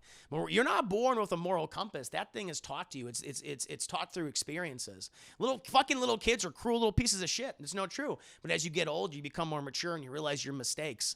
And hopefully most of the time, I hope so. And we realize certain things that we said that were ignorant. And we can recognize that. We can apologize for it. And I don't want to hold that shit over someone's head. If they just come out and say, yeah, I was ignorant to that, I apologize. Even if you apologize now, people don't even take that, which I think is kind of fucked up. But I'm not speaking for the man, but I'm sure he doesn't believe that now. And I'm sure he would say like, yeah, he regrets using that, but I'm not going to use it to cancel the man. Not at all. Not at all. Hashtag Chris Gump. Sure. I'm a simple man. Mm-hmm. Goddamn right. Where's my fucking Forrest Gump story, chap? Dad, you remember fights you used to break after calling someone gay? Oh, yeah, I remember those fights, too. The person that says it gets shamed. Yeah, that's interesting how the culture flips. So you get older, you become more mature, and learn from your mistakes, or you become Republican. You learn from your mistakes. I think that's good. And so, and you become a healthier, more well-adjusted person. So yeah, I'm glad this question inspired this conversation, Chad. I like to get honest here in Class and Glass Cast. We just don't do the superficial shit. I like to be honest with you. I like to have a nice back and forth with you guys, a nice dialogue, if you will, a nice dialogue, Chad. So this is good. And now, Chad, we're at Color Me Hazels. But at the end of the day, Chad, I think Simeon Lou is a handsome-looking guy. He's a good-looking guy, Chad. He looks like he kicks some ass. So I'm excited to see him in other projects in the future, and hopefully this fucking cancellation attempt goes nowhere. But who fucking knows? I don't know anymore. Hard to keep track about who's getting canceled next, Chad, who's getting mad. Everyone's mad. I think that's the one thing, again, I've always wanted to avoid. Let's have an open dialogue. Let's just talk. We can agree to disagree. But just to create content that is always specifically based around being mad or making your audience mad about something feels so fucking exhausting. I feel like that would be the worst thing ever. Like, that would just make you unhealthy as a person, It's like, how miserable must you be every day? And just to keep doing, I guess maybe it's some Schadenfreude or something. I don't know. That you enjoy it, but I'm like, fuck. Inside, you must just be festering and rotting. Can't believe I'm going to cancel you, Chris. Good luck, man. Good luck. I'll be okay. So that's how I feel. That's just how I feel about you. Is your OnlyFans ass in a glass cast? My OnlyFans is class for your ass. Oh, a little bit of sass. Actually, it's Juicy Fans. It is Juicy Fans. Broken JPEG. Yeah, that's just how I feel. But now, chat, we got Cormy Hazel's last question. Bonus question. Create a horror movie plot starring the Juicy Gang and feature another Twitch streamer of your choosing. So, chat, I have obtained great wealth from my Twitch streaming, chat. I am the new ninja. I am the new ninja of Twitch, chat. Everyone's watching me. Everyone loves my reviews and my gameplay and these wonderful discussions, chat. But it's given me a big fucking ego, chat. It's made me very bombastic. It's made me very outlandish, chat. Almost driven me insane, chat, of all my wealth. I bought in this big fucking spooky mansion house. Looks like something out of a Tim Burton, Addams Family, Munsters, episode, movie or whatever, chat. It's like, what the hell am I doing? And so I've obtained all this great wealth, chat, and I've gotten bored. I'm bored. And I invite all my fans over, chat, all my wonderful fans who've been so kind to me, chat. Been so kind to me, chat. The new ninja of Twitch. Twitch is in South America, Chris. What? I invite all my wonderful fans over, chat. Broadway Tone, Thunder Lee, Nia Brownie, calling me Hazel, my baby boy Joshua. All these people, chat, and they're never seen again. They're never seen again. What happened to them? We're going to fucking find out. And then, like, years later, after I've been dormant, I want to invite all my other fellow co-streamers. People who I've rated me, chat. Like, so we get the Mr. Hummendinger, chat. We get the Julian Hummendingers. Okay, we invite him. We get the Killabishes, chat. We get the Vanessas. We get not your parents' chat. They're not your parents' GNSs. They come on over, and I invite them. And again, I'm very out there now. Like, I'm all like, whoa, so good to see you. And I was like, I've prepared a feast and a wonderful game. And we all sit down and we're like, what the fuck's going to happen? And I tell them, it's like, here's it. We're going to do one final stream. I'm doing one more stream. The final stream. Class in a glass for your eyes of a little bit of sass, chat. Yes. Did you kill the minorities again? I did not. I did not kill the minorities again. I can promise you I did not do this. But I have done something to them. I have done something. I've also invited like other notable streamers, like fucking, I don't know, fuck who else is a notable streamer, chat? Pokemon. I got him or her or whatever. I got some other people, chat. Chris, I'm finally rid of all of them. No more anchors weighing me down. Now it's just me and Squish Squish. The end. How did you know? Squish Squish is with me, chat. She's very lovely, very voluptuous. But I invite all these fucking famous streamers over, chat. It's fucking great. And so we're going to do one final stream, and I wish you to participate, okay? Whoever shall escape my house first shall be the winner of not only the stream, but also my vast Twitch fortune, chat. You get all my money.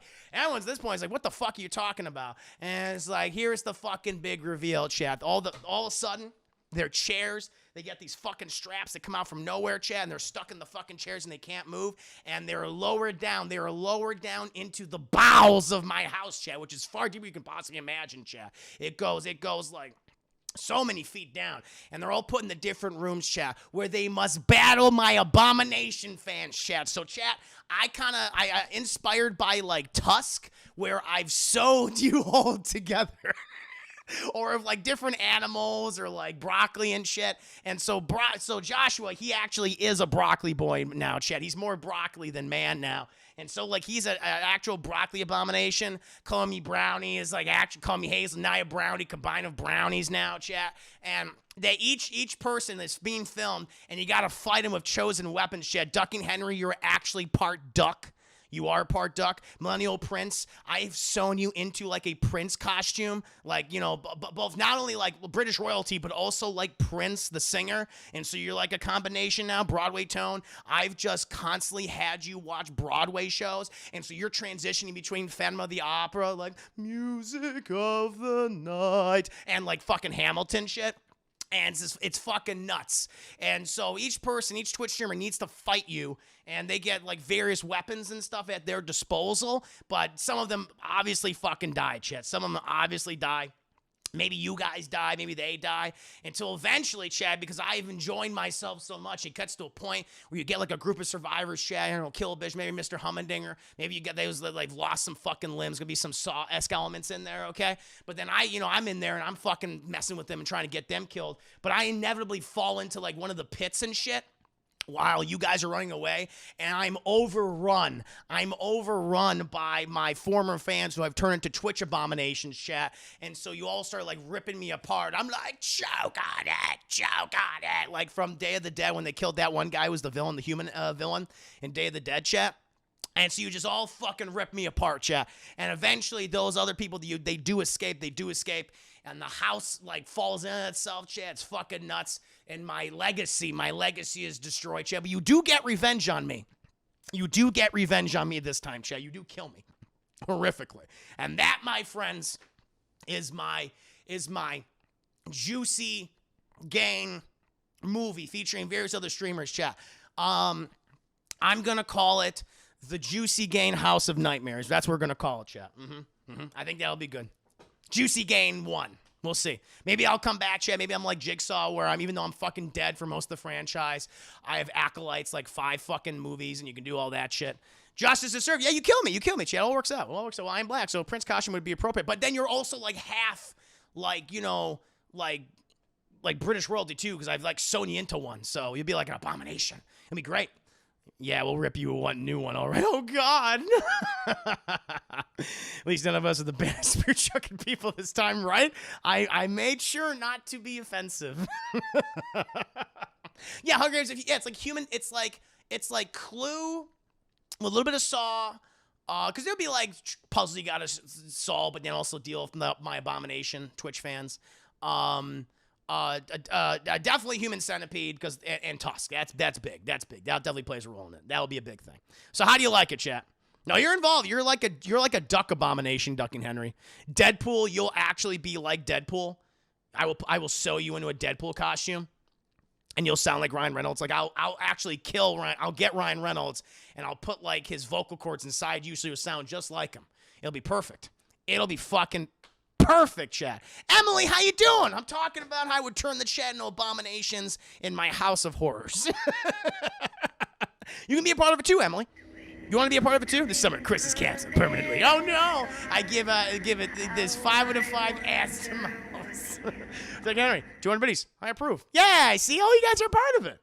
All you guys are a part of it, chat. Brando, yes, you are actually. I will sew you into, not just put you in. I will sew a Lando Calrissian costume onto you, and I've just forced you to watch Billy D. Williams movies for your entire life. That's all you would see, like, for years on end. You would be fed, like, via tube, but you just watch Billy D. Williams the whole time until you kind of become him. That would be really good. I think that's how I would do it, Chad. I think it'd be perfect. So, yeah, I would base it on your names. Like, okay, I can work with this. I'll find something, Chad. I'll find something. Hell yeah. A stranger shoe, I would just sew feet to your body and just put shoes on them, and you would be the foot boy. You would be the foot boy from now on. I would just sew human feet to as many places of your body as possible and just put shoes on them, like fucking Air Jordans and like, deck shoes and all sorts of shit, man. Yeah, I got you. I would give Tony money. Oh, is that what your name? So I would give you money. I would literally just fill your gullet with like quarters and dimes, and you'd be like, oh, and you'll be like, just in like through your body, just filled you with money like a piggy bank. You'd be a literal fucking piggy bank. Listen, well, no matter what you throw at me, I could turn you into an abomination. All right, I got a fucked up mind here, baby. I got a fucked up mind. I'll kill you with money. That's how, like, Tusk style, yeah, Tusk style. I will sew you into costumes and shit. You won't wear a costume. I will sew you into it. Chris, I'll base it on your name, Shad. Also, Chris. So anyway, Josh is a little broccoli. Well, that's just such a part of you now, Josh. You know that. You know that. That's just the way it fucking has to be, buddy. Oh, Lord. There you go. I hope you enjoyed that story time chat. Hey, Chris. Yeah, include me in your weird story. I can do that, Emily. You can. Oh, what would be a good one for Emily? You could be one of the squish squishes. Maybe I'll have like all the squish squishes, and you'll be like, but you'll be like crazy and you'll eat people. It'll be great. It'll be great. What animal would you like to be sewn into or sewn, a part of your body? I could do that. I think that'll work out. And no one be named Taters because Chris will mess you up. Yeah, I'll make you into a potato boy. I'll make you into a potato boy. Llama, I'll get nice, llama skin over you. All right, and that will go to town. That's how we'll do it. She will be coconutted to death. Doozy Ducky, you will also be a duck and part coconut. I'll give you like a coconut head or something like right there. 2 coconut shots. It'll be great. Be really good. Chat, let's put Chris in the back of Corey's skull. Yes, let's do it. I'm still here. It'll be like the new version of, what was that movie called where it was like the racist white guy's head was sewn to the black man's body? The Thing of 2 Heads, was that what it's called? Yeah, it'll be like that. Perfect. You're part of the Susie Duck. You'll be like a duck coconut abomination. It'll be perfect. There you go, chat. So hope you like that. Hope you like that story time.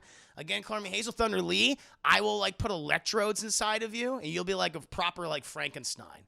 You'll be like that one killer from Dead by Daylight who's got like electrodes and shit, but you'll definitely have like bolts in your neck, on their nipples, and you like attack people. Yeah, Doug Henry, you'd also be part duck. I gotta have a couple of ducks. I'll have 2 duck abominations. Emily, thank you for the 10 biddies. Appreciate it. Okay, I'm with it. Yeah, see, there we go. Yeah. Black and white and green, the funkiest thing you ever seen. Tell me what his name is. Potty Man. Potty Man. He can rock a potty like nobody can. Hell yeah, watch for that one. We gotta do it. We gotta do it, chat. Yeah, like Howard the Duck, exactly. Exactly, chat. Ignore. Don't ignore me. No. Throat's cooking up because then, no. Trish, you have a great night. Thank you for stopping by the stream. But that brings me to the end of the, well, it's kind of like, it is also like people under the stairs, chat. It's kind of like another scenario. Kind of like, because you be living in the house itself, but you'll be like in the walls and the bowels of it and shit, like always moving around and everything, So it'd be kind of cool. But, yeah, but that is the last question, chat. Thank you, calling me Hazel, for being a Rev Night subscriber. Do appreciate that. Hope you like the answers. Hope you like being, sewn to Nia Brownie and with brownie stuff. That's pretty cool. Hope you like that. But now, my friends, we will transition over to some gameplay. Chat. Chris would be great at the Hollywood Pictures. They would love me. I'm very popular with them. Oh, yeah. So we're going to get into some Knockout City. We'll play that for maybe like an hour or so. And then we'll transition over to the Marvel Watch Party show. We'll do episode 5 and 6 of Marvel's What If. But in the meantime, chat, I'm just going to go ahead and freshen up my beverage. So please entertain yourselves amongst yourselves, chat. And I'll be right back. Stick around, you crazy kids.